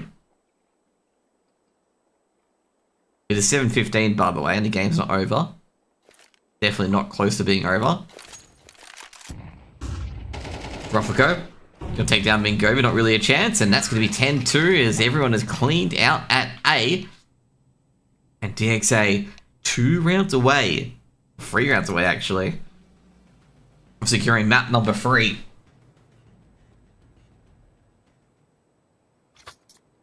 Like I say, DXA, well, they're looking completely different from the previous map. They're getting all the advantageous situations. Nothing's going wrong.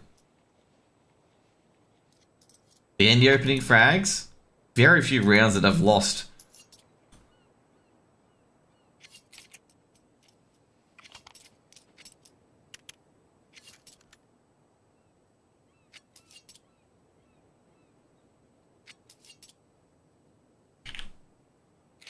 It's looking like a different sort of,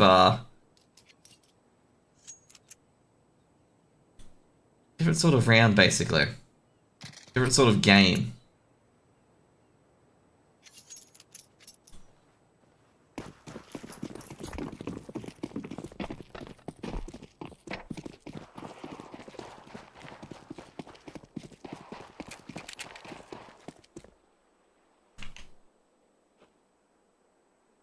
The reverse sweep? Maybe.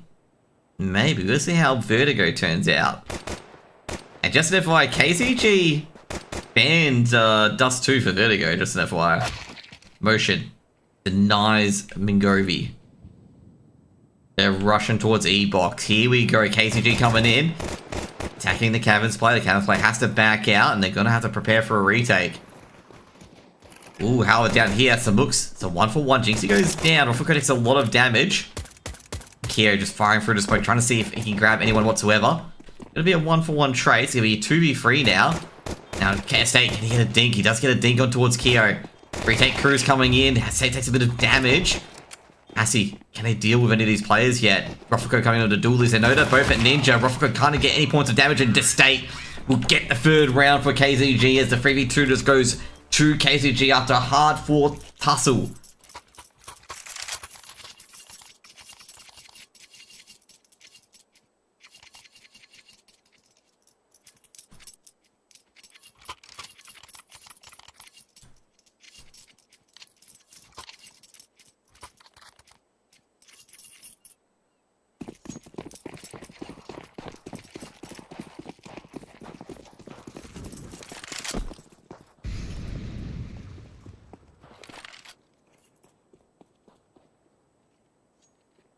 Anti-eco for KZG. Mingobi's being tagged. Could go down here. Does go down to Kyo. But Kyo's got a lot of other players to worry about. And Samuk's on that AK is one of them. Ooh, Samuk's has seen Lucas. Lucas, a USP and a dream. Not going to happen. Molotov's been thrown in as well. And he's going to burn Lucas to that molly. Doesn't die to the MAC-10. Smart man. Assy was like, why is he burning in that? And then they realized it's to prevent the MAC-10 kill. They knew the MAC-10 was coming. He's just like, nah, embrace flames, okay? Embrace flamequility, okay?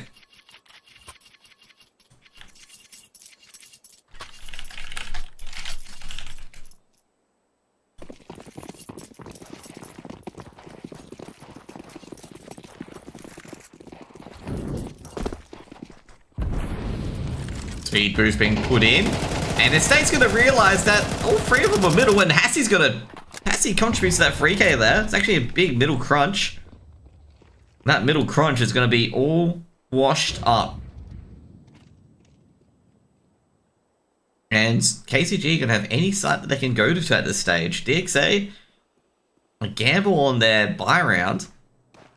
Govi's trying to find anyone at this stage, and Govi's going to say, yes, it's clear, guys.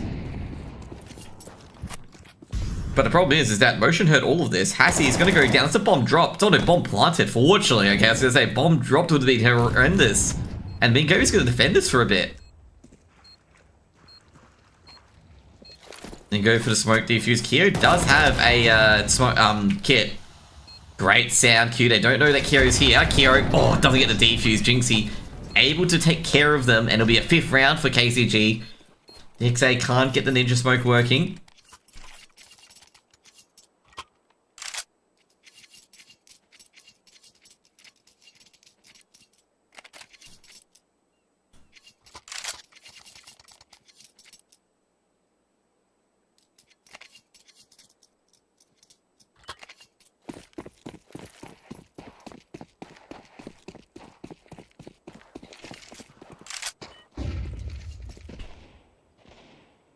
Deagle and USPs, or USP actually, Deagles and USPs. Trying to chime in, Hassy. Samux gets to open onto Kyo, and this is not looking too good, but the 1 dig is looking pretty good actually. Give me a 2 for 2 trade. No guns picked up yet. Rocky snaps at it. Might be able to get another one to Jinx. Gonna push forward into the site. Refortify motion there, and well, Mingovi's got 1, almost gets a 2nd. He secures the 2nd. They're in onto that B bomb site. Bomb. They're looking for that last player being Lucas, and Lucas, well, he's nowhere near. Bomb has been planted. Lucas, 1v3. Going for it. All the weapons are on site, unfortunately. So Lucas looking towards Shadow. Mingovi's there. Smokes goes away. Lucas gets the first 1 dig. Can he get another 1 dig? Nah, Estate ready and waiting. 6 rounds for KZG, and KZG's done to make in-grounds, inroads, I mean, on their T side.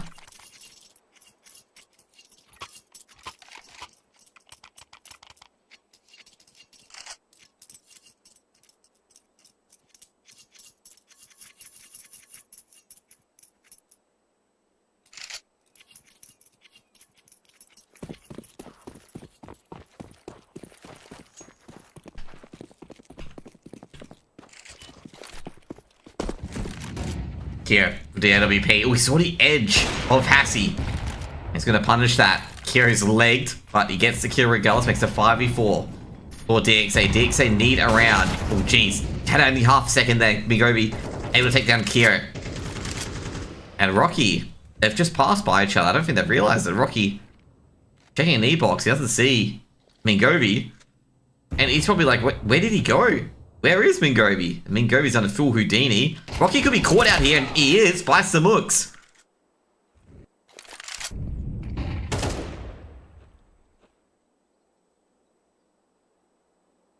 And they're going to find out what happened to Ming there. Mingobi, they walked past each other.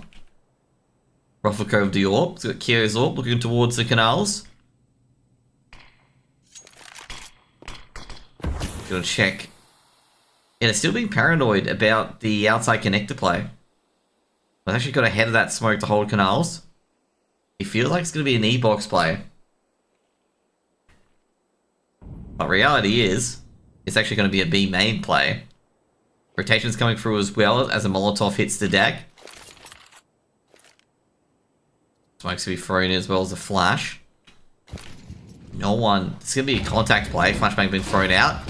Flashbang as well. Now basically one hit by Rofiko. Bombs dropped. Flies onto the site. Rofiko needs to hold the angle. She was motions orb actually.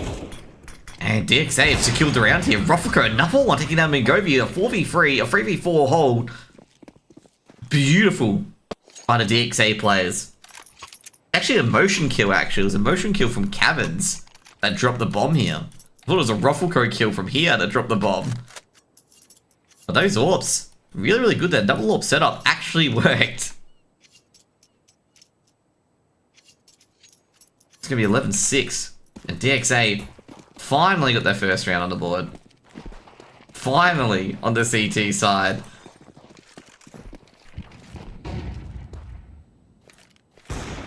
Now that's just going to secure a bit more. KZG, they have enough money to buy back in. Here with the orb. They've still got the double orb set up. Motion of the secondary orb.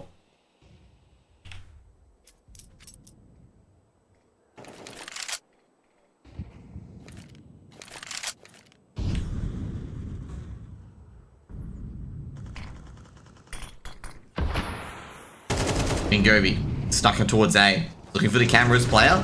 Being tagged by the back of sight player, and Lucas is going to go down. Mingovi is just struggling to get up at the moment.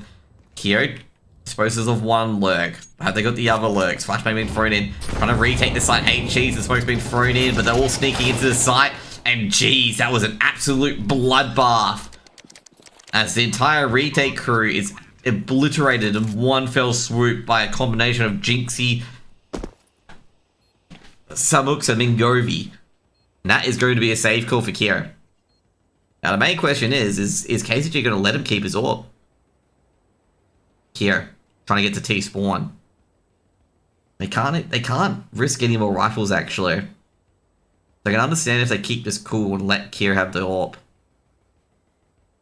Not ideal, but they can't throw too much rifles at this. They have no idea about DXA's situation. Kier, gotta be exceptionally careful here. Kier misses the first shot. So Mooks actually receives damage, more damage from his own teammate. Kier just jumping up and down. It goes down the AWP at the end of time, and that's a critical loss. Gonna go from a potential good half buy to a very scarce half buy if they do go for it. This will be a timeout. KZG is coming back into it. Got to talk about a few things here. And this is a discussion. Like, you know, this wouldn't be a discussion if that AWP was kept. Whether they go for a half buy or a force buy. It would have been straight away, we buy up. Chuck us an MP9. Go, go, go. But now since that was lost, the question has to be asked now.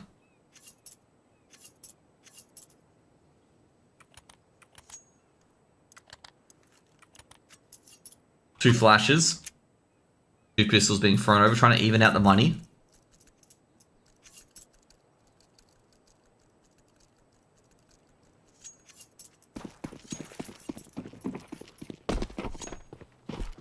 KZG should get round number 8 here. Unless they lose to Deagles, 5-7, and a USP. Which could happen. We've seen stranger things happen. Grenade like that, but a 1D follows up, and that could be a gun recovered. Now, Lucas gets the opening pick. Could be huge with DXA, another 1D. Cassie to trade out, but it's only a 2-for-1 trade. Next up is the USP. Spots the player towards the middle. 1-for-1. Could be a trade here. State catches motion. Rocky. Gonna smoke it out. HE as well. Rocky misses his chance. State takes down Rufflecoat. Now it's up to Rocky. Rocky should have an AK behind him. Bomb Gibby planted this time. Onus is now on DXA for the retake. Wait, where did Ruffleco's AK go? Yeah, he's trying to find out where it went. Oh, there we go. He's got it now.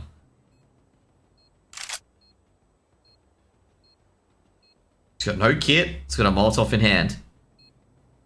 Assy on the off angles, looking towards the state first. Assy taken out with a one tap. State with the trade and KZG get 8. And that looked very diabolical for KZG. That could have been around that broke their back. KZG with another timeout here. DXA. It's getting very, very close. KZG doing what DXA did yesterday. Being very, very close. DXA obviously coming back in stead weight, winning 2-0. After being down so far. I think they were down 7, was it 7-11 or something like that? It was like, that was so dead.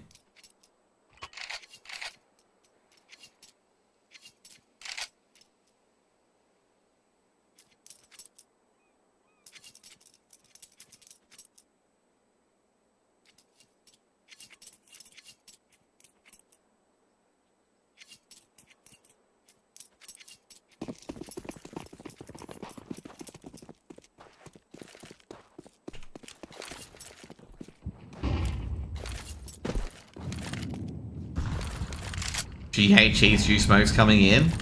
Critical round for DXA actually. And Assy winning on that big green down in Canals. They know Mingovi's close now. Keo. Molotov's gonna be thrown in. He's just waiting for the cross.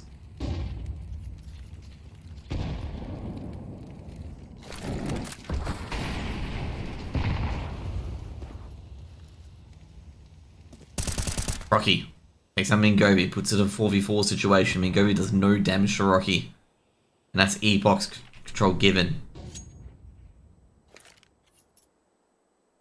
A site is where it's going to go. Molotov the smoke's been thrown in. Keo on the backup. Gonna do a counter flash to stop the bomb from moving in. Keo gets the first estate. That's the bomb dropped. Keo being targeted. Lucas, he grabs another. Assy with the trade. And Motion will do everything else unless Assy can do a miracle here. Assy plays off the flash. Lucas looks away. Looking for Keo. Doesn't see the elbow.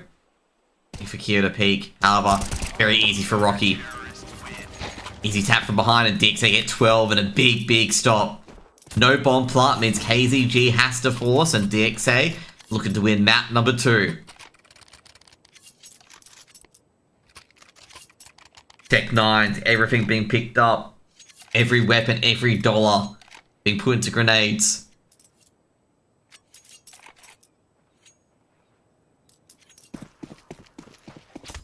DXA, can they hold on? They mucked up the pistol round, but have won 2 gun rounds. Now this is against the force button and need to give you a huge victory. They're able to stave off a KZG charge. Rocky hearing a lot of noise. Mingovi trying to sneak in. Beautiful in a state, but Mingovi could trade out. He's likely to trade out potentially. Oh yes, he is. He is trading out as Mingovi gets another frag. It's actually a bit of a problem here. They've discovered that it's definitely not a B execute. Lucas, they're through middle. Counter smoke's been thrown in as well. Lucas getting interested on where it could be. He's looking for the lurk at outside A main. Seeing the shadow, it should be easy for Lucas, and Simux doesn't even realize. Doesn't even realize the information he's given away. Keo on the AWP angle. Mingovi, he won't be checking for this. Oh, he does. They do a double peek, but Keo's got 1 and 2. And that we're going to map number 3 here, unless Assy once again in a 1v4 scenario this time. Bombs out in the open. Motion coming in from behind. He's expecting it. He got poked from behind last time. Assy should be victim of Keo. Peeks towards Keo. Keo misses the shot. Drops off the angle. And Assy's just being banged away. And DXA will take map number 2. They will start the reverse sweep. And it will be a 13-8 to DXA. They steal away their map pick. We're going to go to Vertigo, guys. We're going to get our first time casting on Vertigo in the AU scene. Because we've never played Vertigo elsewhere. I think Vertigo was the default map in the finals, a lot of the bans as well. Gotta say, DXA really showed up to that second map. They're 10 rounds on the T side, and KZG, you know, it was the opposite of Inferno. KZG didn't look anywhere like they were going to get anywhere into a sight on the retakes in particular. However, on the T side, KZG did fight back. They did show their stuff. I've got to say, there's a lot of critical dropped rounds. Almost that anti-eco they dropped as well with Motion and I think it was Motion and Rocky nailing a lot of 1-bigs. They could have definitely lost it then and there as well, these 1-big rounds and anti-eco rounds that they weren't converting. But I think DXA got to breathe a bit of sigh of relief, especially with that gamble round on round number 14, or 15 actually, where they basically sent free guys middle, and KZG got basically a free 3k, and that would have annoyed DXA there when they were trying to set up that boost on towards middle, only to give free kills away to KZG and the A site basically as well, because they were all A defenders, and that would have just annoyed the hell out of DXA, but DXA get it done in the end. They play patient, they eventually get that 11th round, they get that 12th round, and bit by bit they make that 13th round on the board. Definitely good players overall. It's more, like I said, it's a Rocky, Lucas, Motion, Barrage.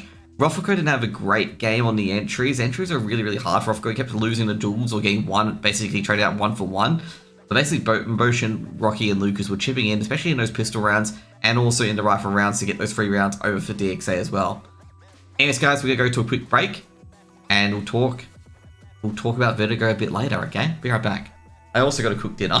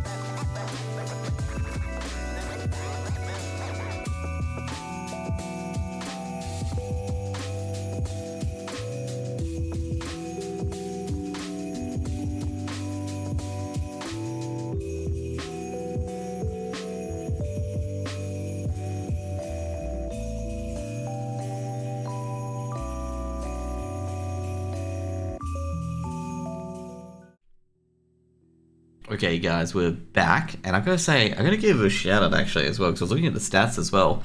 Hassie played very well in the AWP, okay? Like, Hassie played an incredibly good job on the AWP actually, especially on the T side as well. Like, Hassie got a lot of crucial trades, a lot of crucial holds as well, and also kept the numbers advantage in multiple scenarios for KZG as well. And given the fact that Hassie was kind of forced onto the big green after Payne left, I think he's doing a pretty good job on it actually at the moment. Now, obviously, going to be on to the new map, which is going to be Vertigo. We might as well just run through the changes while we're here as well, what Vertigo has different now these days. And, well, they changed Vertigo. If you guys don't know, if you guys are unaware, they changed Vertigo. And you guys will be like, oh yeah, they've changed Vertigo to be a lot more open, okay? Like, look at this, okay? Look at this. They installed a new door, okay? The newest of new doors, okay? And also, the A site has a new catwalk. Okay, has a new little catwalk. Basically, if you want to, like, get caught out in the open, you can't hide behind everywhere, you go out on this catwalk here. It also means you can hold, like, very weird angles like this here from the catwalk as well, and just, like, really just back out to sight. So, yeah. And also, sandbags now is not a huge gamble anymore, so if you get caught just here in sandbags, you can just smoke off here and just run on the catwalk to potentially escape. I call this A connector, okay? This is now A connector, okay? Upper A connector, lower A connector, okay? Easy, okay? Alright, the door, I was making a reference to Eddie. You know how Eddie, like, puts a garage door and everything? So I was making that as a joke. So now the thing that they've done is that you can no longer go through, go back to hell via here. So that's what they've done. So you can go through here up to the side, very easy to rotate. You can actually hold A from middle like this. Like the T's don't get free access onto the site. Or even that joke of declutter, exactly how he puts a garage door and everything, okay? Just need a garage door on it, okay? And it makes a noise if you open it. So overall, B hasn't changed too much. B is still the same site, you know, default still default, fun still fun. You know, everything's all the same, but it's all about A. A's changed considerably. And the main reason why A's changed considerably is because A was boring. Okay, let's just be real. Because you could just smoke out A main and then bam, super easy. Now, on this map, you can't smoke A main because they can actually crunch onto A via middle. So if you lose middle, you're in a lot of trouble, okay? Because A, you're probably going to lose CT, and B, you're probably going to lose the site, as A can just basically womp in, take out the Tetris player, and yeah, not happy fun times anymore, okay? That's pretty much it. So yeah. So Vertigo will probably definitely change a bit because of it. Any other new changes? I don't think so, actually. There's a 53rd floor now, as you notice that this Vertigo building is getting extended a bit higher. A bit more extra floors. I believe there's an extra floor. I think this is the extra floor. So you'll be getting some cement there, some sandbags. Good old cement bags. Good old concrete. The elevator's here now? Wait, hang on. How could this be right? You can't have two elevators here, okay? They're on the same track. Bro, you can't have elevators on the same track because they're gonna just bump into each other mid lift. Yeah, I don't know how these work, okay? Problematic elevators, okay? I like how the elevators don't have an entry point. They get up by an elevator and it's just like, yeah.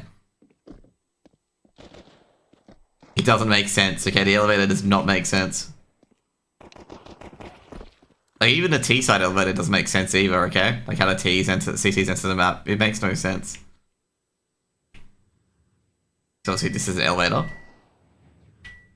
I mean, they might be on the same track, but they could only have to go certain floors. Yeah, true.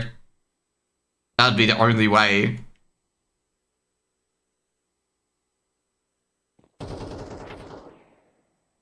Maybe they should have a map with elevators in it, okay? D elevator, okay? Nah, probably not. Don't have DE elevator.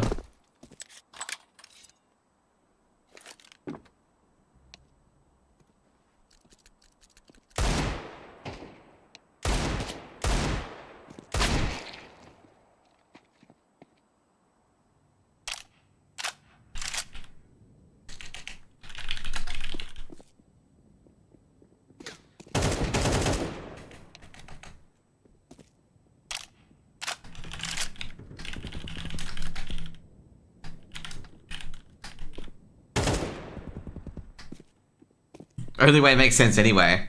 You know what? They have multiple elevators that they bumper cars, okay?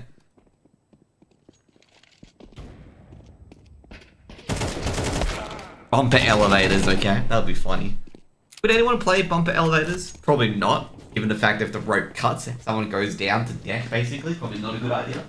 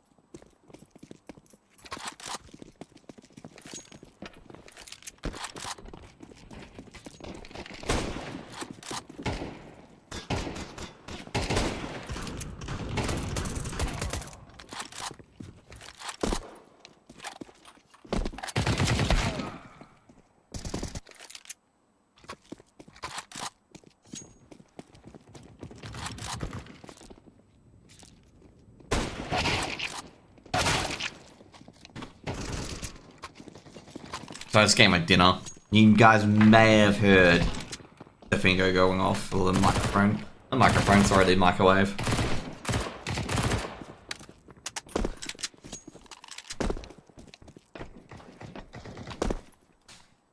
Since the game didn't end by 7:15 as Ruffleco said it would,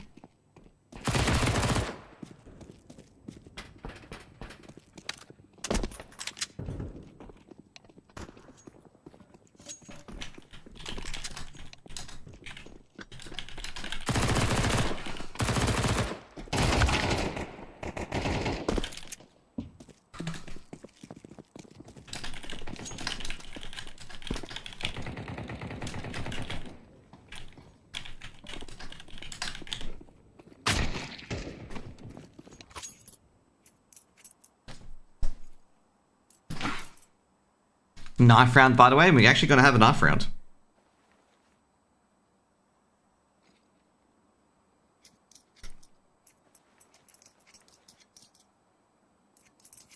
Who do you reckon wins knife round? KZG or DXA? Who do you think wins? Oh, look at Luckany's speed boost here. The standoff.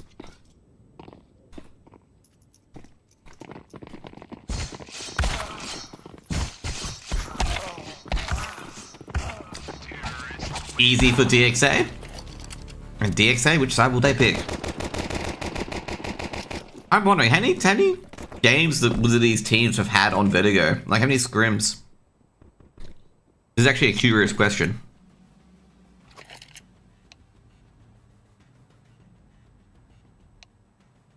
Like, how many maps?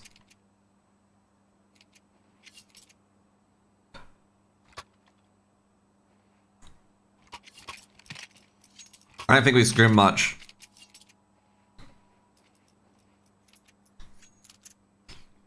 Oh, by the way, this mini-map is not updated for the A changes, by the way. I assume they would, given that, yeah, I was going to say they banned Dust 2 over it.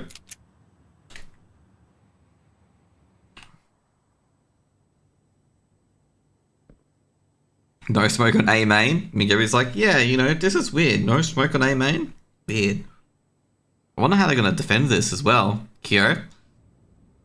By scrimming, I mean KZG and DXA scrimming. Alright, I was talking about Vertigo and map, Tito. Ooh, Mingovi clean. With that P250. Mingovi. Going towards hell. Looking towards Lucas. Got that advanced angle. Lucas always been seen. Mingovi having a bit of a duel on Catwalk. Smokes being deployed. Lucas does take down Mingovi in the end. Rotations come through and the dualies are being used. We've got a bit of a dink on Roffico there. Oceania trying to get into that site. Fake tap. But Rocky's got another as well. Another flashbang's being thrown in. Rocky coming from behind from the top. And that's going to be a full retake. Unfortunately, Roffico's got that kit. I did the first round for DXA on the CT side. Able to just basically wrap around on the hold there from KZG.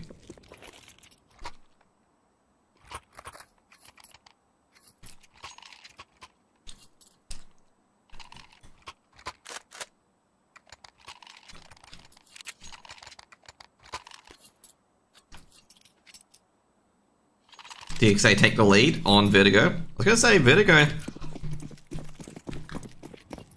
KZG were not, you know, we're not expecting Rocky to push like this. I think for an A take now, you're gonna be expecting, like, you know, people to use middle like that. Roffico, he's been caught. They're still alive though. Flashbang comes out. Mingovi has to go down, and Jinxie will take down Roffico with the Mac 10 from Catwalk. Rocky to coming in to rotate.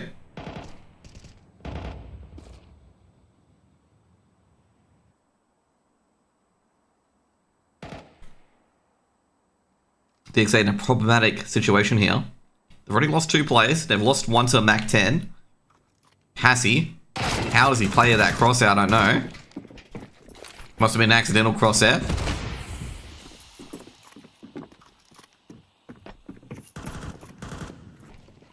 Motion. Gotta watch out as well. It's gonna be careful. Someone could be middle. Molotov's been thrown in. Motion's just gonna back off.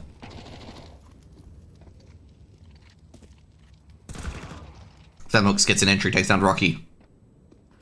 Coming in from behind is Lucas. He's got 1 Lucas, getting another. Hits a second. Lucas in a clutch situation. Estate. He's just gonna run the bomb. 2B. It will definitely be a third.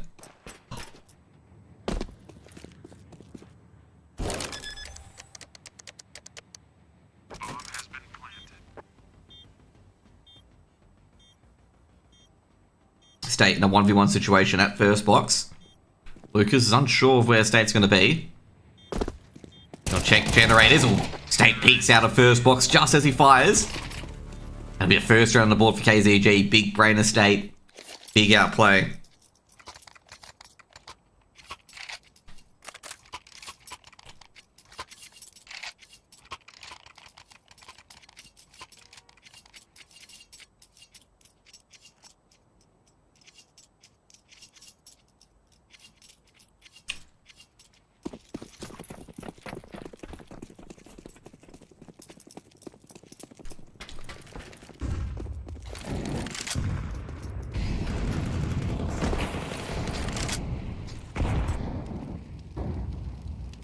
KZG winning a force buy. Now, DXA forced back up.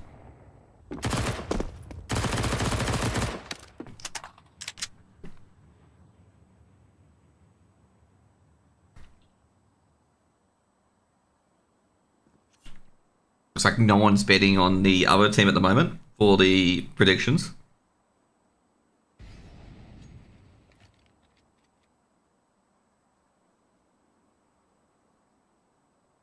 Motion with an off-angle 1D. Oh, it's been dinked twice, motion. Before you've got a chance. He thought it was on a good angle.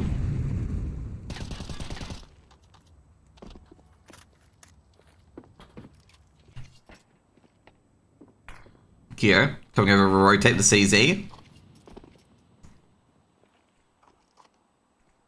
Using all his sneaky little boost positions. Kyo attempts to go for a 2-tap. The state is going to blast him away, and that's going to be an easy KZG execute. He's very easy KZG execute here. It's just up to Lucas now. Lucas got a 2K with the MP9. Trying for a bit more. Oh, jeez. Stop the bomb. Jeez, Lucas going for an ace. Lucas doing a lot of damage there. Almost had the incredible. Almost created a miracle there. It's going to be the second round for KZG. That's a very, very hard force buy to convert.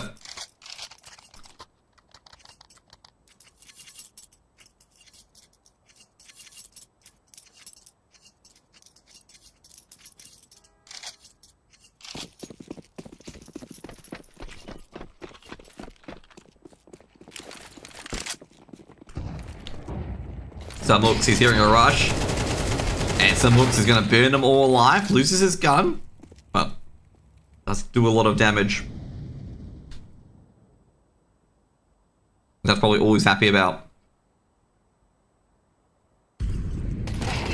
Oh, Mingovi's caught. Been hit. Got to back off now. Been dinked.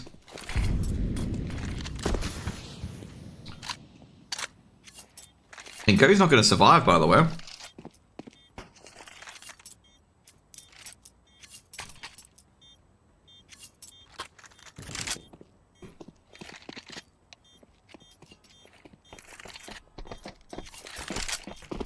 Because Mingovi's going to have to exit. They'll take down Rocky. That means there's a chance that they'll both live. Looking for Jet Rothko. Rothko's got 1. He has 2nd. Doesn't. Mingovi. He's got all the maps. And Mingovi could go... No, he doesn't go down. Oh, no. I mean... Okay, never mind. He got the AK. I was going to say, don't tell me to chuck the AK off the edge. That would have been bad.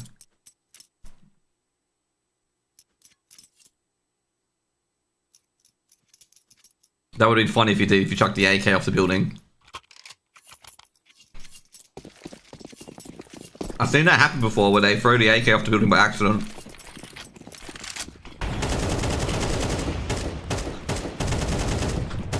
Mingovi spamming danger sign, doesn't do much damage, but the HE does.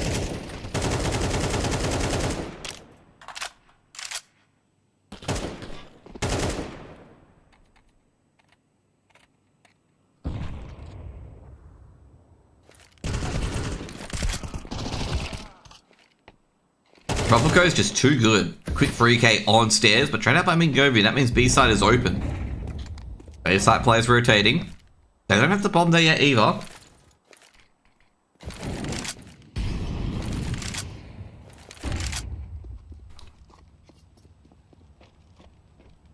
Just imagine the poor police officer who gets bonked in the head by a dropped AK, indeed.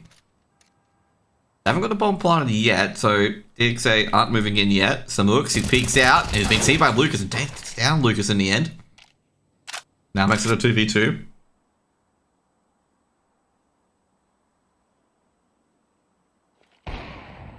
Kyo takes down Mingovi. There's just Samux left.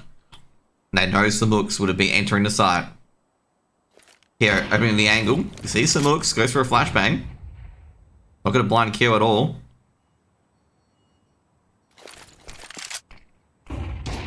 Those motions that drop, unable to do anything about it. Third round on the board for KZG as KZG take the lead. Tech pause coming in. Rocky's DC'd.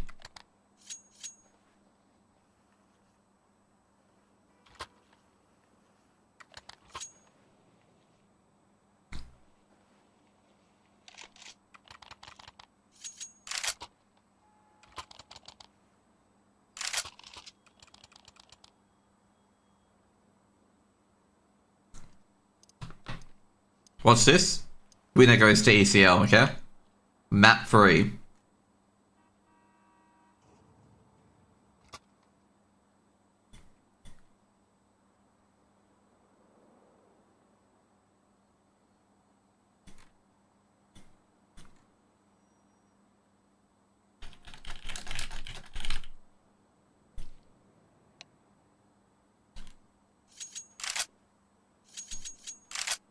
Don't tell me Cray has to sub in.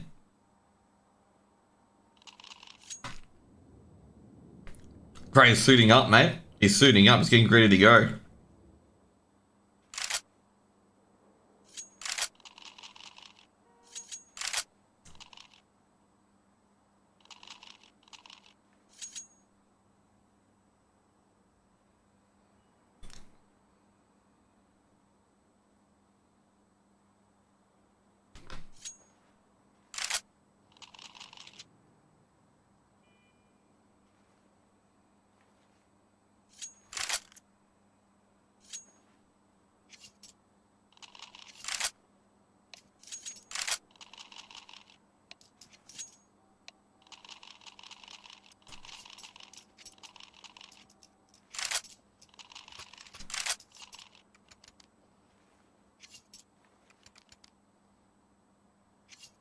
Rocky's back in.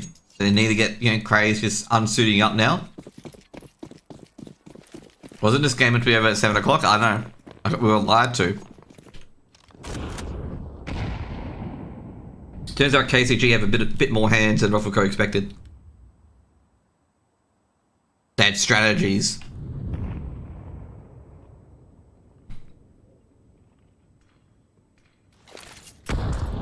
Tech 9's coming in with a Jinxie Tech 9.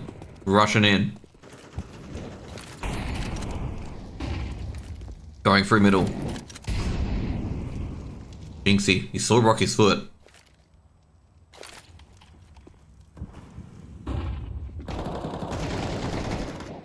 One for one.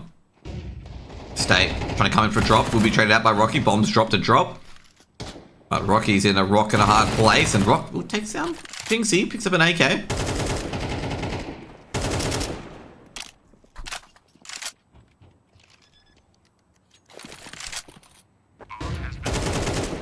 Rocky.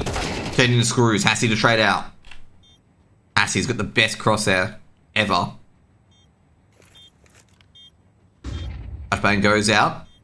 Hassie with a great goat crosshair. Can't miss. Here. Trying to go with the AK. He's got one, but does Keo. What a clutch. Transfer. He's done it.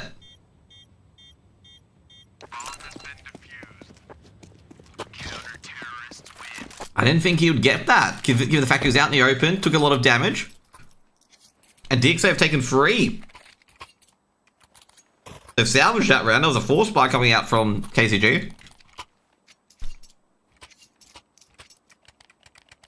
DXA! DXA! DXA! The crowd's really getting into it.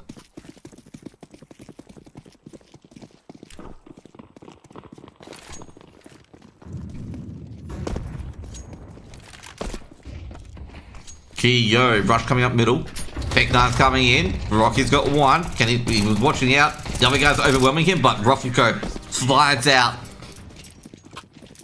from B stairs. Puts 4 on the board for DXA. DXA take the lead.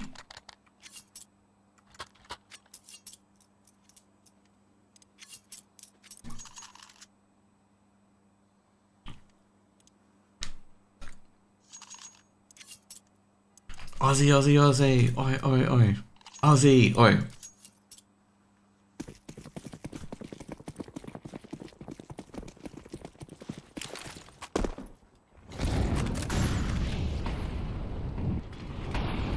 Lucas, new Vertigo, new plans. DX and KZG, even Stevens.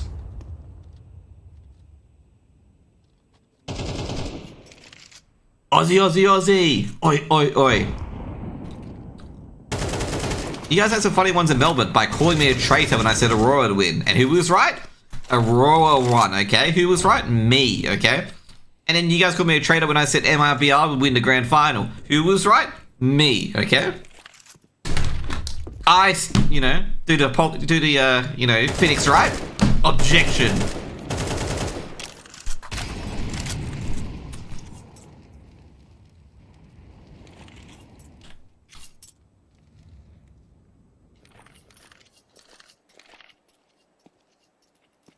Anyways, let's get back to the game, okay?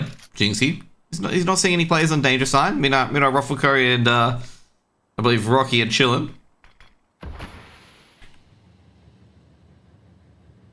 Keo generators. They're gonna go. Doing the Rops boost. Summook's leading the charge. He's the head of the vanguard going towards Catwalk. Kia's got some backup in Ruffleco. HG's been thrown in. So many grenades have been thrown in that Ruffleco, it doesn't like it. Kia. Oh, it looks like James goes down, but Kyo trades out, taking down some hooks. And, well, some assistance from above. Not going that great, though. Rocky. Oh, geez. Sniped out midair by Hassie, and Kyo's going to be cleaned up. But Lucas, he's going to try and stop that bomb from being pondered, but is unable to. He's got the AWP. It's walking down the line of Cold Zero. Not letting him get to the back of the side. Lucas doesn't see anyone on site. Checks nearby, is really scoped in. Motion. It's actually going to slide past a few players on generators. Making any noise is a death trap. Jinxie's heard it. 1-for-1. Lucas just going to get out of sight. Not going to bother. It's going to keep that orb. Going to save it. He knows this round's cooked. Mingovi coming in. Just doesn't care. Flashes. Who are they? He's going to get that orb. But he doesn't. Lucas keeps it. And he does a 580 no scope.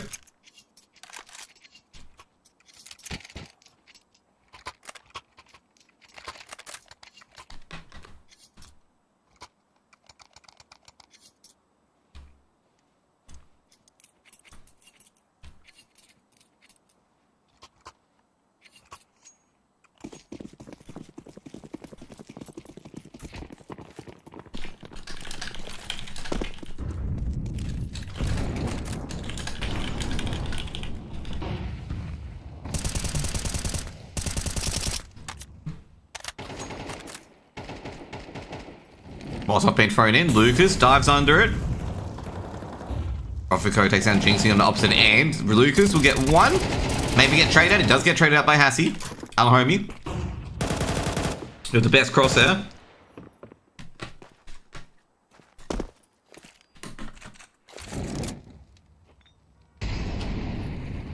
Hassie pushing up.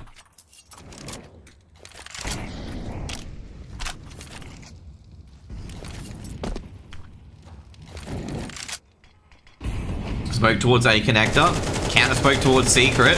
State just spamming the wall bangs, just hoping he hits anyone at this stage. We'll rotate towards A at this stage, given that Rufflecrow's got the B stairs all secure.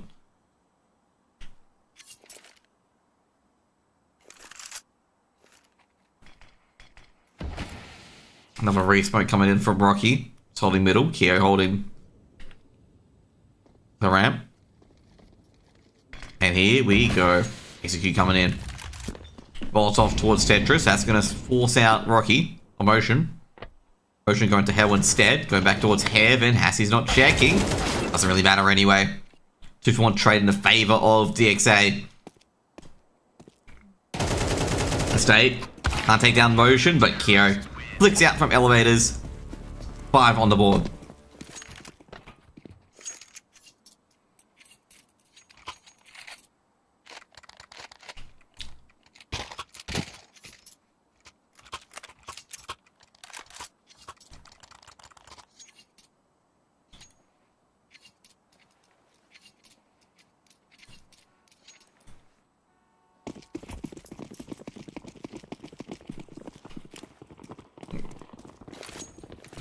Here he come, another full rush towards A. Stopped by one little molly. And Lucas and Motion have gone quickly towards the absolute cleave in A ramp. Gobi trades out though. Lucas. He's not going to get fussed into here, okay? Double HEs, no kills yet. They're going to charge into the state. Trying to catch Keo on a line. Doesn't. Rocky. Boom. Bombs dropped out sandbags. And Lucas will chime in, but he hits 6 on the board, and DXA are looking forward to winning this half.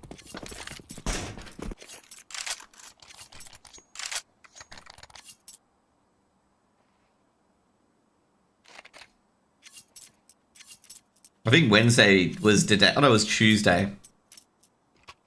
Tuesday was the day that, yeah. I've had interesting days through ECL on trying to cast games.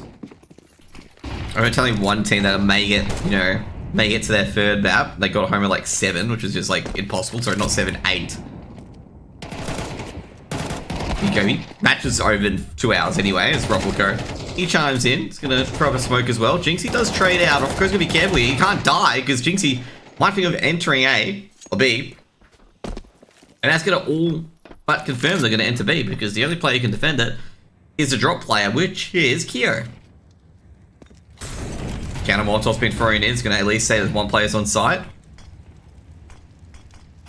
Keo gets a freebie on Hassie, not traded. Can't be traded. Keo. Here's Sabooks. But doesn't get it. Should be an easy bomb plant here, but they don't know where Motion is. They're not checking behind them. Motion traded out by Sabooks. It'll be 5th round for KZG.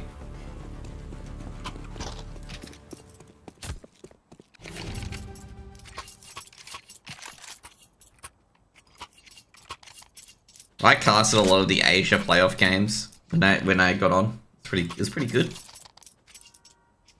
I wanted to cast Atox, and then basically the studio took the Atox game that I wanted to cast, and the other Atox game I wanted to cast. Well, Atox were in the upper bracket the entire time, so I never actually got to cast Atox. But yeah, Rocky got a bit damage earlier, and I guess a rough second. Another. We got 2 at stairs already. State could have an entry on the other side, but nut smoked off at ramp. Is Hassie's got to trade? And this is looking pretty dire here for DXA. They've lost both players that drop.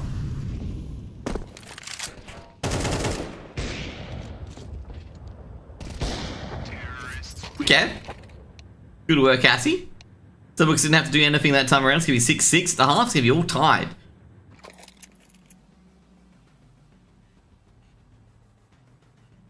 Very interesting, I'm gonna say. Gonna check in on the other game. Gonna check in on Deadweight versus Blitz. Currently 11-5 on Nuke, the second map. So it's looking too good at the moment.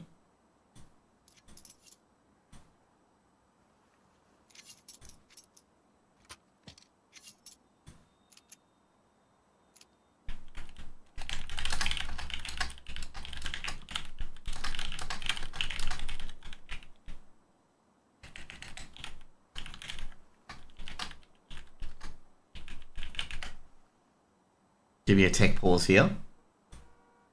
Not sure why it doesn't give you a tech pause. Has anyone DC'd? That's the main thing here, okay?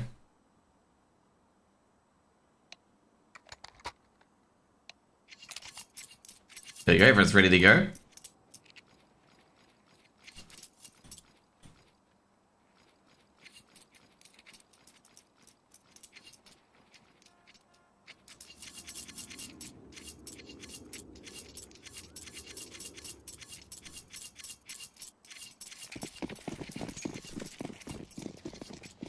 Whoever loses, no, it's not decider. It's a promotion game. It's not a decider game.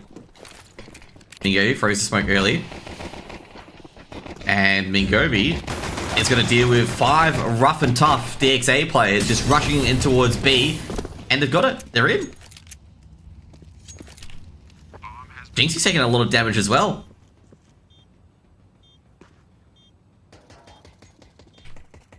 Jinxie. Trying to find anyone in that smoke. Trying to hope he gets a bit of good luck here. Roffico about to swing out and drop. He's going to get a kill, and Lucas actually gets it in the end. And it's all up to Estate, and Estate has got nothing to save but armor. Takes down Lucas, but traded by Rocky and DXA. Take the pistols, 7-6 up.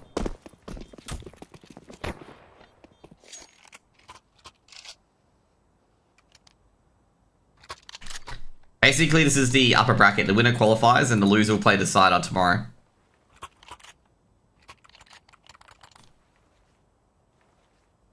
Party Astronauts and Falcons ended 22-20 to Party Astronauts, okay? That's going to be a long day at the office, okay, for those poor people doing DreamHack. And day 2s generally can be the shortest at times as well. I hope Blitz make it. It'll be very close between whoever loses this and Blitz. But I gotta say, I think DXA 2-0'd Blitz. So if it's DXA, it's not gonna be that close. Motion. Some looks. It's the opening pick, gets second as well, taking it down to Roffico.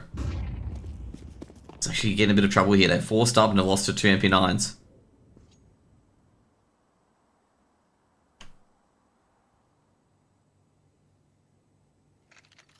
You know Roffico answer, you know, they choked on these nuts, okay? Typical Roffico answer.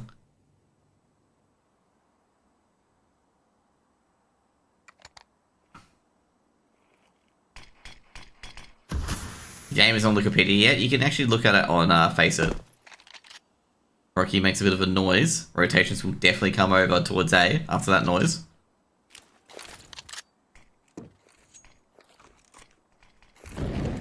Molotov towards Tetris. And go time is go. Now, Rocky trying to get that bomb planted. Gonna plant it at safe. We'll get the plant at least. Kyo does grab one. The flank's coming in. Jinxie coming to the flank. Kyo's not gonna know. Kyo taken down by the CZ. Could be a second hit the CZ. And Jinxie gets a tag. Gets a head tap. And that's gonna be the round here. Because Rocky's gonna be hitting from 20 million different angles. And Rocky can't hold the sight. And it'll be KZG winning a 4 spy.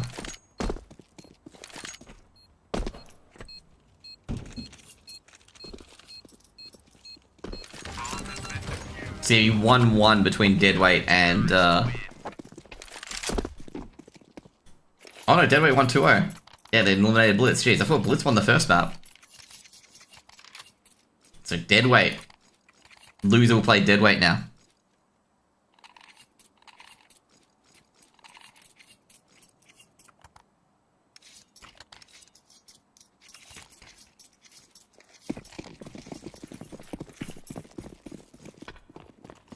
So, Blitz eliminated. The first elimination has occurred. Back down to open review, okay? Rocky. Roffico with a Glock. That's a bit of damage. Jeez, 1-for-1 trade. KZG have 1-man advantage. They need a hold, and Vingovi does exactly just that. Being traded out by Kyo. Roffico and Kyo gotta work together. Gotta be able to get to the site. Jinxie, gotta be careful if he's in the open. Kyo, like basically Roffico, all he has to do is just grab an elbow and that's it. Spots the jiggle peek. Jinxie puts out. Kyo immediately trades, but Hassie strong at the B side entrance. 8 rounds on the board for KZG, and KZG able to convert the anti-eco.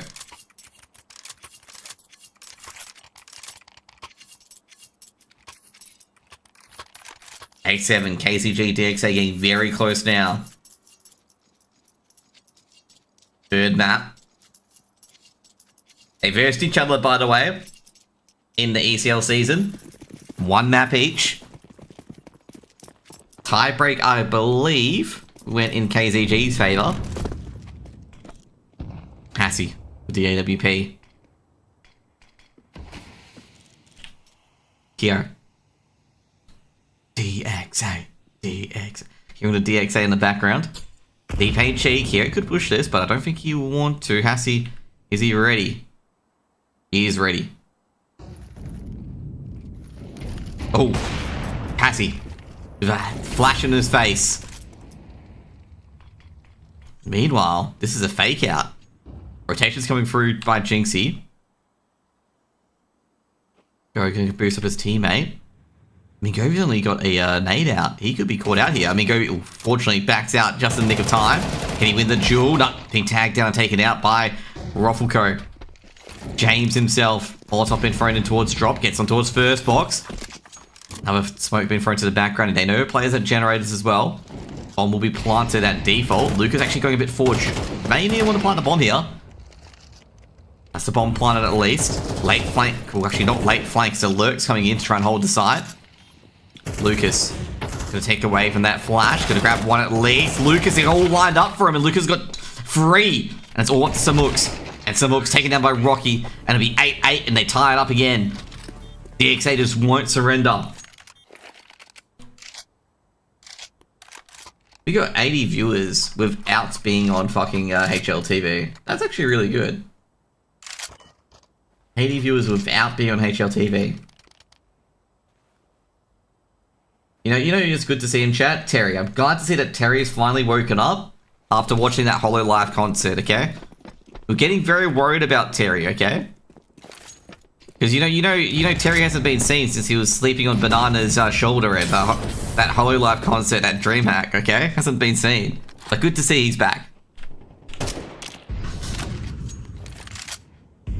He's in chat. Okay, he's lurking. Or maybe he's just mobile phone, you know, he's just sleep texting and accidentally click Twitch instead. Maybe. Or maybe it's a fake Terry, okay? Like Terry with an extra R or something like that. Rocky gets to the open up. Jinxie should be able to trade out. What are you yapping about, Josh? I'm yapping about everything, Neo. Don't antagonize me, okay? I don't know, but I saw Terry in chat, okay? He's awake. He's out of that Hololive concert. It's actually very interesting because Jinxie's going to peek here and Ruffleco's already gone. However, on the opposite end, Kyo's got a 1-for-1. Kyo's actually got a bit of real estate here on A. And Ruffleco's just, I don't know, like, they're not having a good time, KZG, at the moment. Assy. Smoke's going to go, oh, gee, misses that scout shot. He's a dead man anyway. Lucas drills a few bullets into those hips, and it's going to be 9 rounds for DXA.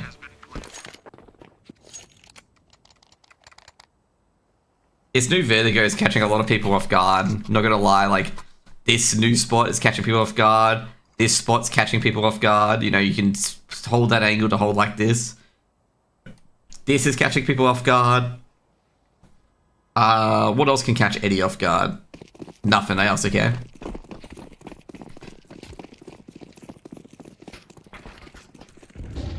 Just in case Eddie doesn't know. Caught off guard, maybe. This round is like, you know, gonna be just DXA farm round, okay? They're sharing a deal here at KZG. Ooh, Hassy nails a USP shot, not a deagle shot, a USP. Does the damage. Cog chant, coggers. I really need new emotes of me just... To be fair, I don't pull any faces when I cast, okay? Like I need, you know, I'm not sure. Yeah, it's got that, that's it. I like Hassy's crosshair, me too. It's one of my favorites. Hassy's crosshair is my favorite, okay? It's the best crosshair, okay? It divides the screen evenly into 4 quadrants. So this is Fire Nation, Earth Nation, Air Nation, Water Nation, okay? And everything changed when these attack the other 3, okay? But Ruffleco is doing his mischief. He's probably going to kill. Yeah, Hassy's dead. He doesn't even know it. James is sneaking through Hassy. He thinks he's got an opening. He thinks he's safe. But no one's ever safe from James. Is he going to jump this? Ruffleco jump this and kill Hassy. Doesn't know Hassy's there, but just imagine if he did. But anyway, Hassy's got this. I think Hassy might win this. Oh, no, he won't. No, he will. He will. Oh, no, he doesn't. And he falls off the building. Ruffleco just politely sends them off. 10 rounds for DXA. Nothing saved. Hassy's crosshair is the greatest, okay?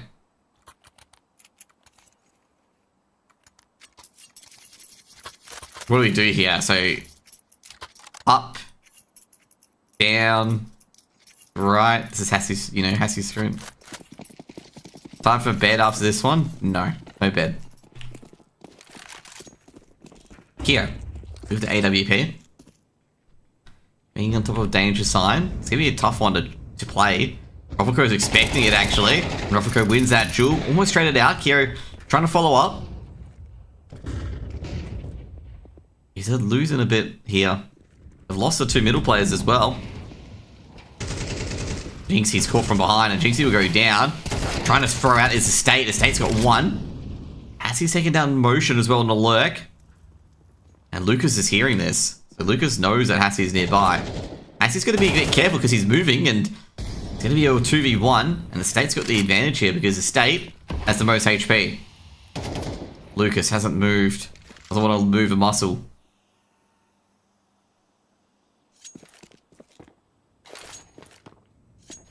He's going to try and fake out Estate. Bomb's being planted. Oh jeez, I think Estate's been seen by Ruffleco maybe. Ruffleco's got the AWP. Bomb's ticking away. Ruffleco looking down. Estate doesn't check sandbags. Should spot Ruffleco's back pocket shortly. Yeah, he does. Easy. He's gonna knife him. There we go. One goes down. That's all up to Lucas. Smoke's gonna go for the kit, defuse, but Estate. Ooh, it's gonna be very risky. Lucas getting a bit of damage, and Lucas finishes him off, puts 11 on the board for DXA.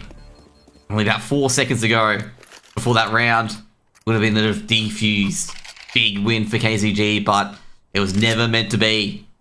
11 for DXA, and DXA are starting to get away.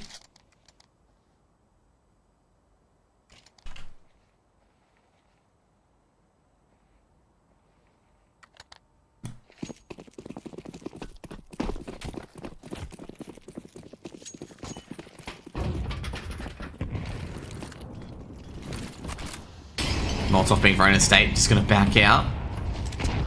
A lot of HE's been thrown in. KZG just need just a couple of solid CT rounds. DXA, they can slot for a round here against these MP9s and M4 force up. 4 ECL points. Jinxie.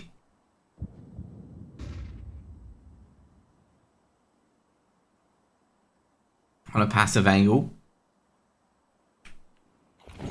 Molotov being thrown in. They don't trust it. Checking the danger sign. No one's there. Should be an easy hit for Jinxie. It is. And it's going to be a free for... It's going to be a horrible trade, actually. And Motion. He's going to go down. Gobi just flying in. And it'll be a 9th round for KZG. And KZG pick up a couple of AKs after that force buy. The MP9s just run brilliantly.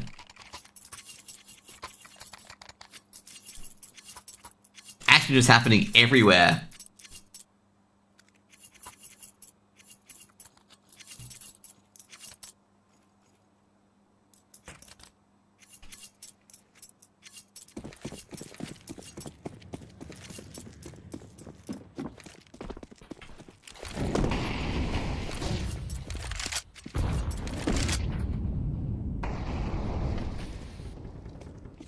You did this, indeed he did. He did it. He made them choke.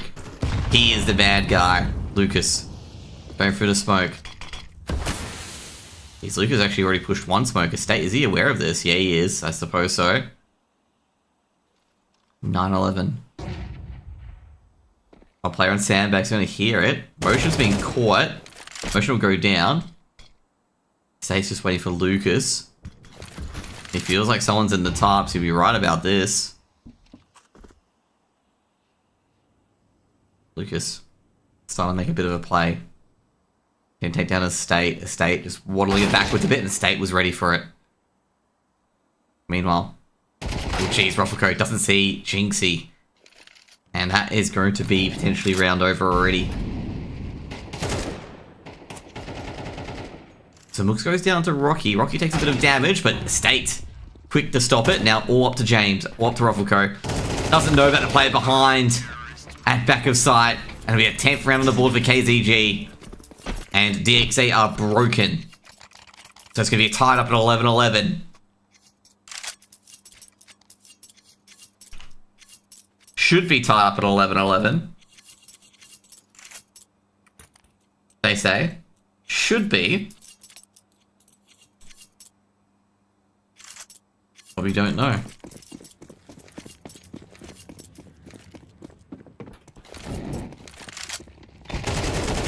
Mingovi tagged up heavily. They're rushing in with these Tech 9s. Half by coming in motion. He won't stop. Flash is coming in, but Jinxie is held from default. Massive hold. Another flashbang coming in. Rocky been spotted. Takes a lot of damage, and they would have heard that as well. They check the other side, wrong side, but Samux cleans up Catwalk at 11-11.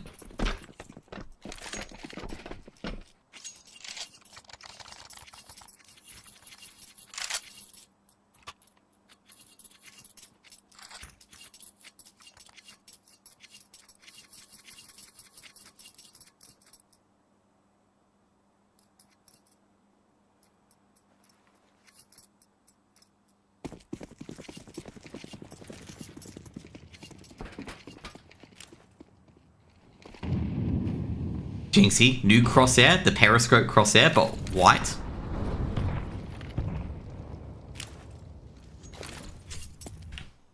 GHG is being thrown in. Mingovi on the stairs. Kyo at the top of these smokes. Molotov being thrown in. Mingovi grabs one. Flashbang comes in. Mingovi's going to get away with it, but Kyo secures control. Not sure where Mingovi's gone back to. A double flash that Mingovi can re-peek.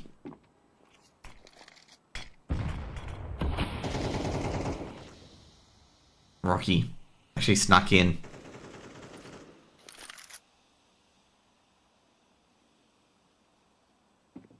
So Mingovi move now. Mingovi goes down to Rocky, who's just ready and waiting.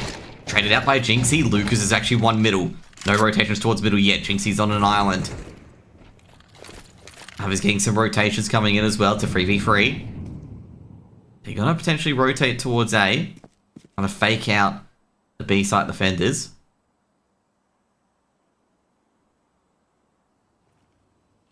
Jinxie, I guess some extra info. Trying to help his team retain that advantage. Taking down Kira, it's a big frag. Jinxie's come up big during this as well. Jinxie might get a second, traded out by Lucas. Emotion loses the jewel, even all up to Lucas now. Lucas takes down the state, but traded out by Hassie, and it's going to be one ECL point for KZG.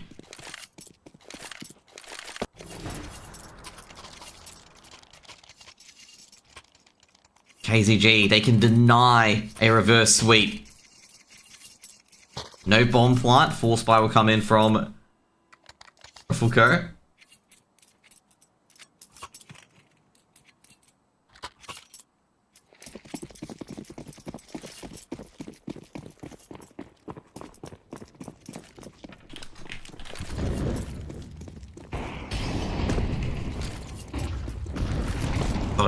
A lot of utility being thrown out early. Trying to take down the DXA players before they can even get a start. Hassie, can he get the first? Nah, Lucas gets it when he needs it. The D-Orb is... Samuk's actually got the kill there. Missed shot from Estate. And Gobi from behind. Might get another, but Ruffleco's going to basically trade him out the Tech 9. He's got a rifle with him as well. Another 3v3.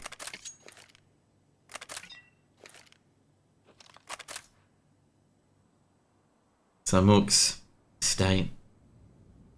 Can they hold this?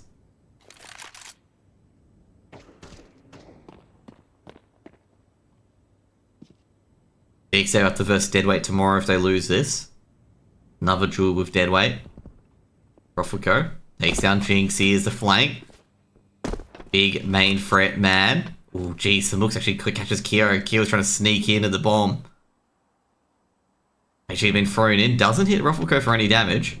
Ruffleco for an even deeper one. And he's seen Estate now. They're going to run over towards B. Maybe potentially a 2v2 retake. Ruffleco getting a bit further up. Good shot by Estate. Estate's been tagged though. Motion. Molotov can be thrown in. Smoke as well so we can get the bomb planted. Can't do anything about it, Estate. It's got to be very careful. Estate making a lot of noise. Ocean on the default angle. Ocean lines up. He's got one out to 1v1 against Samux. Samux does it! And KZG will be going to the ECL. And they win 13-11, 2-1. And Samux, the crucial trade. 2-1. Massive, massive, massive, massive for KZG as they go through. And now DXA will take on Deadweight in another BO3. I'm going to say another BO3 again, by the way, because they versed each other previously. So I'm going to say KZG barely getting over the line. I'm going to say DXA not going to be too happy about that one. So close to 11-8 up and 5 rounds in a row. Ah, jeez. They're going to be happy about that one, okay? They're going to be happy about that one out there as well. KZG digging deep when they needed it. And they've done it, you know. The top seeded team has got to ECL as expected. And DXA, well, they have to go through Deadweight, who beat Blitz today 2-0. And yeah, well, what can we talk about? Stats overall, Rocky and Lucas, 128 ADR, 133 ADR altogether. Meanwhile, on the other side, KZG was 93, 88, 81, 68, 51. And, well, Estate and Jinxie, I'm going to say, Jinxie and Estate played very, very well. I think Jinxie, I'm going to say, towards that late part of the game, was such an absolute asset that KZG were heavily reliant on him, and DXA were just getting slaughtered by Jinxie over and over and over again. But anyways, guys, we'll be right back in a moment to see if we can get someone on the line to talk about, you know, celebrate their win, their promotion to ECL. I'll be back in a few moments. Be right back.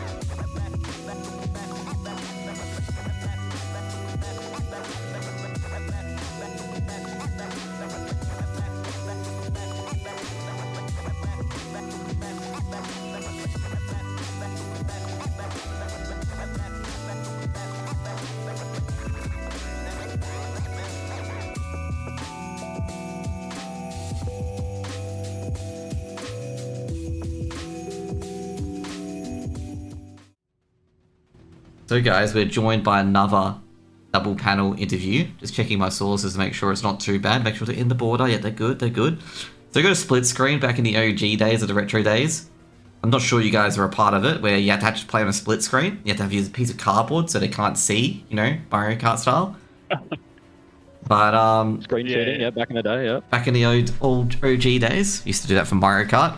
Not that it helped the other people in particular, but anyway. And we've got Hassie and Jinxie from KZG.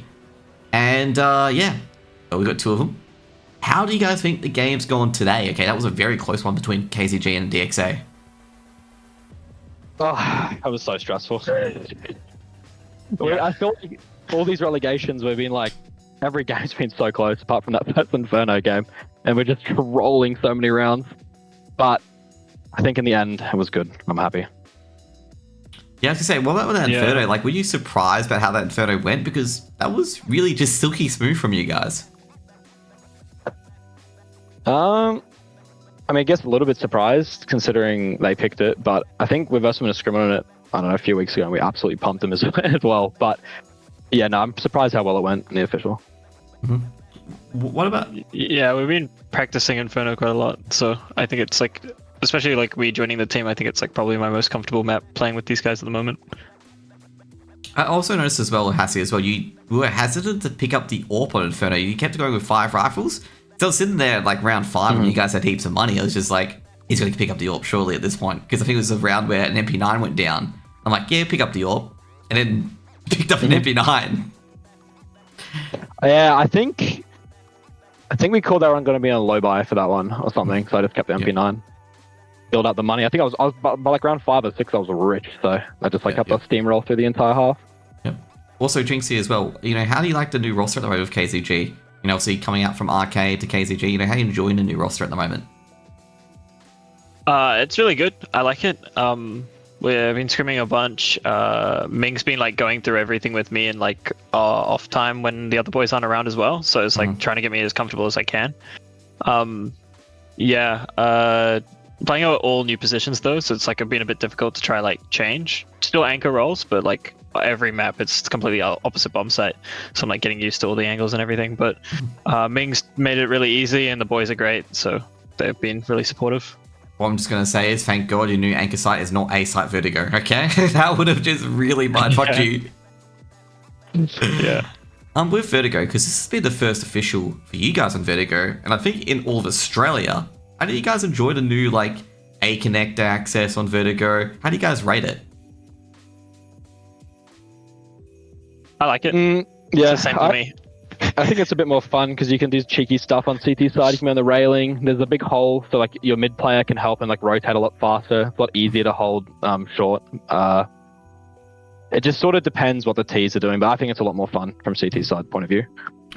Yeah, I'd say overall, not to mention as well, the CTs can rotate just as quick as the Ts, because previously the T side, like they get it like an extra 6-second head start, And they're already on A before you can fucking do anything. Yeah, but now you can just run straight through the hole in elevator and you're just fucking there before them. Yeah. Yep. I like it. But T side, that's a bit more stressful because they can, like, so many angles to clear coming up short. And Taking this site feels like shit now. It, like, feels like I'm having to, like, peek 3 angles at once just to try to get up on the site. And then, like, you have to, like, do the new smokes instead. Feels just more suffocating. Yeah, I was just going to say that as well. Like, you have to check the secret angle double time because they can both peek from different angles. Do you feel it's going to change the defaults on that map in particular? Like, have you guys changed all your defaults on that map because of that? We swapped roles. Sam's playing mid. He's on A now with us. But I think it lets you play a lot less CTs on A. Like, you can just play 2, where usually you'd have 3 on there a lot of the rounds. So it frees up like B site and mid players more. So you can have 2-1-2s are more common. Okay. Yeah, it allows you to like cheat the extra player over to B, I feel like a bit more easier because now they're like A player can do the mid stuff. So instead of like having to solo B, I think you could see DXA did it quite a lot where they like were just hard forcing B stairs like almost their whole T side. Yeah. So how does it feel like being back in ECL after 2 BO3s? You can answer that, Jinx. It feels great, man. I've always been in ECL, it's like gonna be like my first proper season of ECL. So I mean, I'm really excited for it. It does feel nice knowing that we only had to play like 2 BO3s, and then we also beat DXA before this in the ECL. So it was like coming in with like a little bit less worries because I already know how to we've matched up into them before and things like that. Now, overall, obviously, there's a lot of other teams as well. Well, actually, who's going to win between Deadweight and DXA, first of all?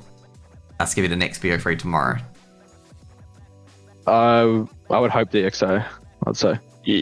I would think DXA would win, right? Because they already beat them in the first round, right? Yeah. Or like stage 2 first round.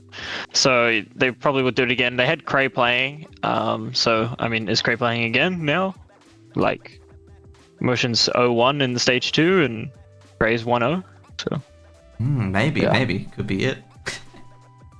I think didn't James talk a lot of say he hates playing with motion and that Gray's like way better? Didn't he say that last interview last night? But it's Ruffleco, mate. Like, you don't take any of his stuff he says seriously, okay? He's just a meme machine. For sure.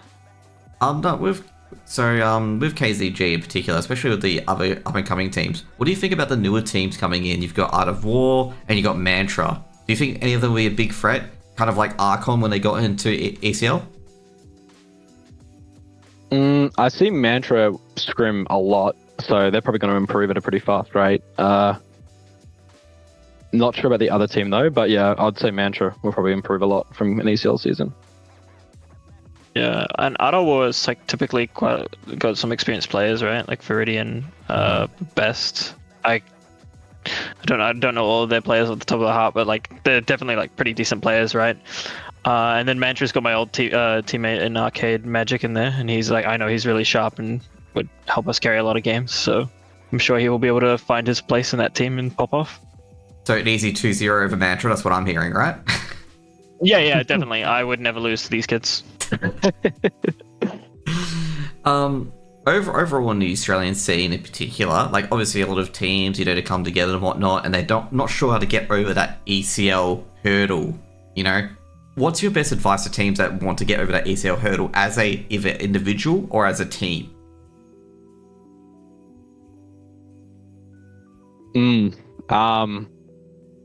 Probably just play a lot.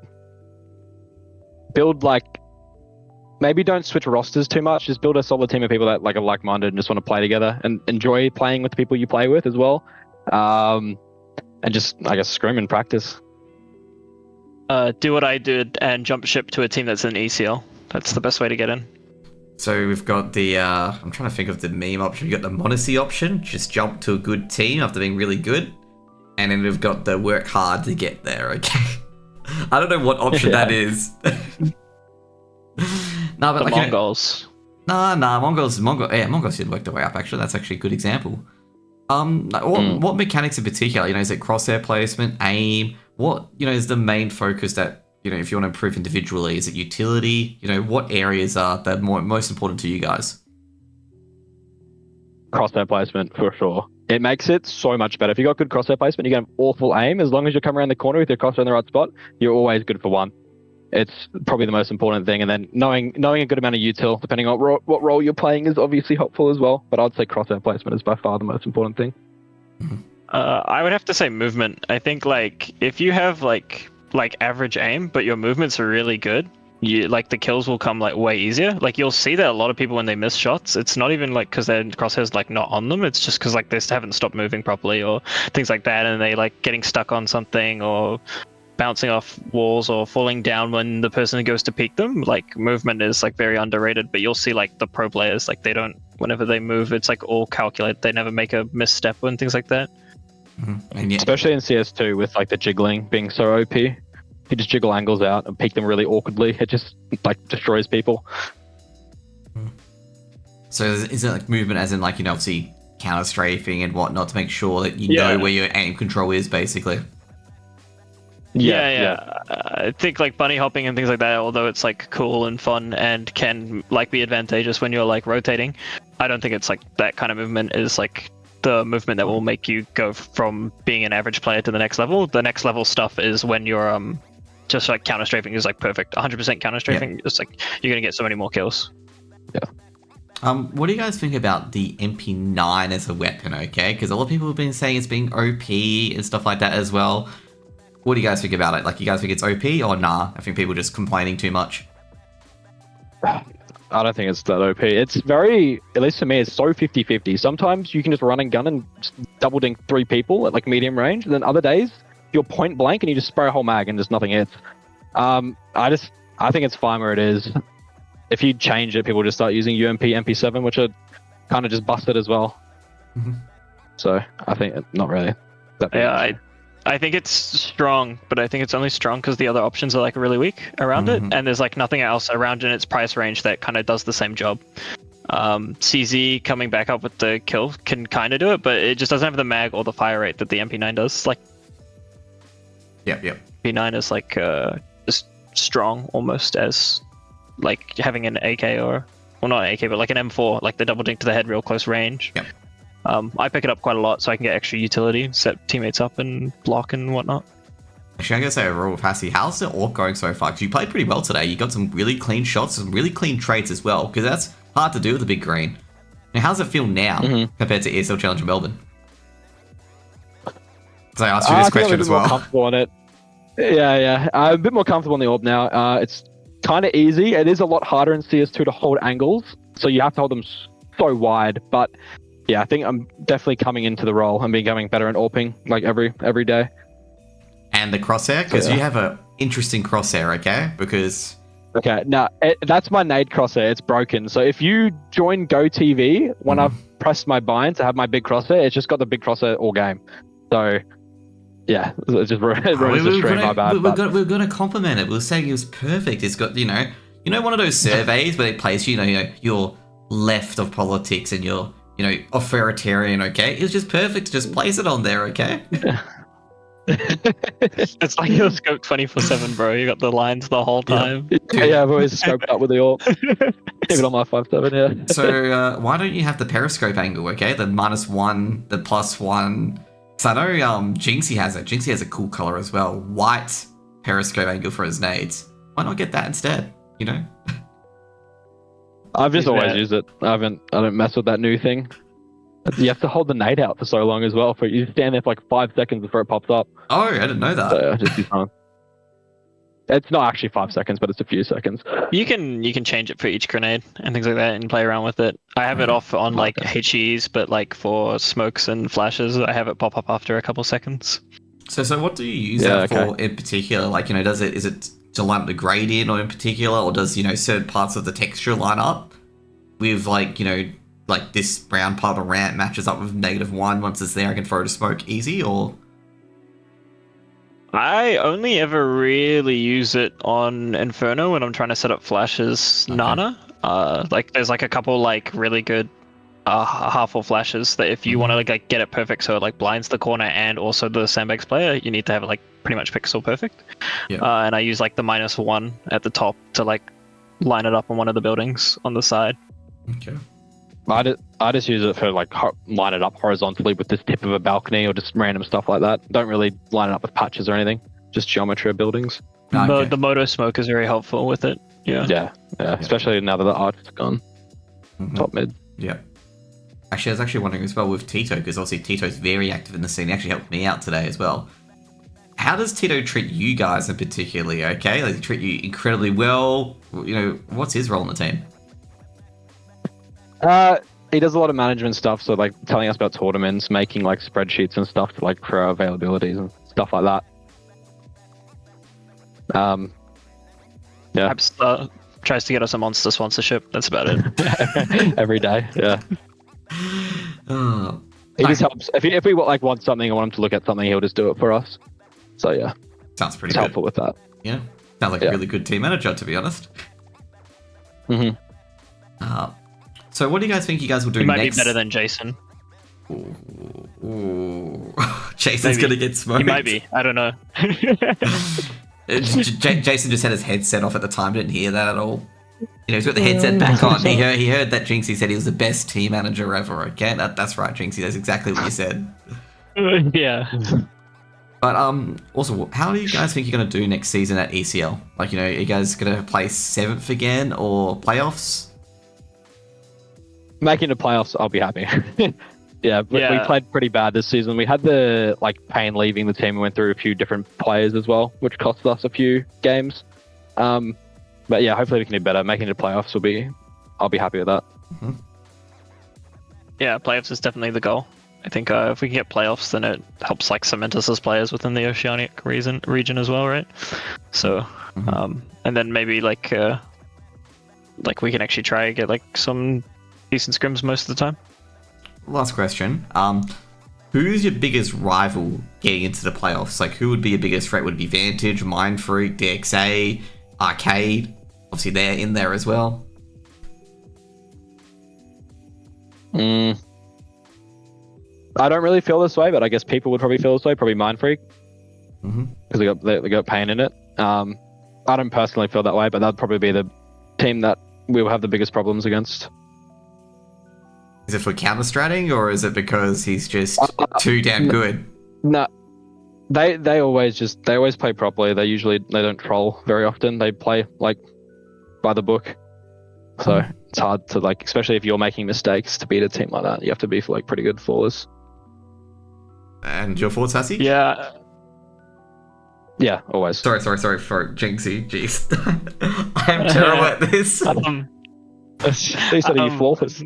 So good. Yeah, I mean, so what was it? So first was FlyQuest, then Rooster, then BNK, then Vantage, then Mindfreak. So probably Vantage and Mindfreak are going to be the teams that are going to stop us on the way. I think the only, like, the biggest also danger would be, like, obviously if it's going to be the same BO2 as last season, like losing a map to Arcade or things like that can definitely, like, hurt your chances of making it.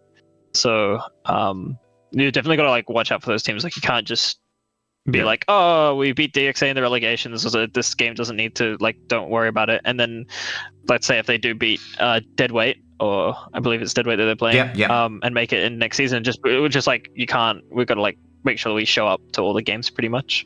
Yeah, you know, even if we can, like, take a game off Rooster, we almost did on Vertigo, I believe, when I first joined. So if we can take, like, a map off one of those big teams, it, like, really puts a good chance on you making that playoff spot. Yep, and you wouldn't want to be a victim of a Foggers 40k, okay? You know, Foggers will be going on about it all week on Twitter if he does get a 40k. Dude, that's like retirement standards if Foggers is dropping 40 on you. Oh, I remember one time, this is a story for later, I suppose, that Jamie, obviously Vertex manager, said, you know, Foggers, you're shit, and Foggers immediately hits an ace on overpass. The classic. But anyways, what do you guys want to say to all your fans at KZG? Because of course KZG does a lot more than just esports. They do everything.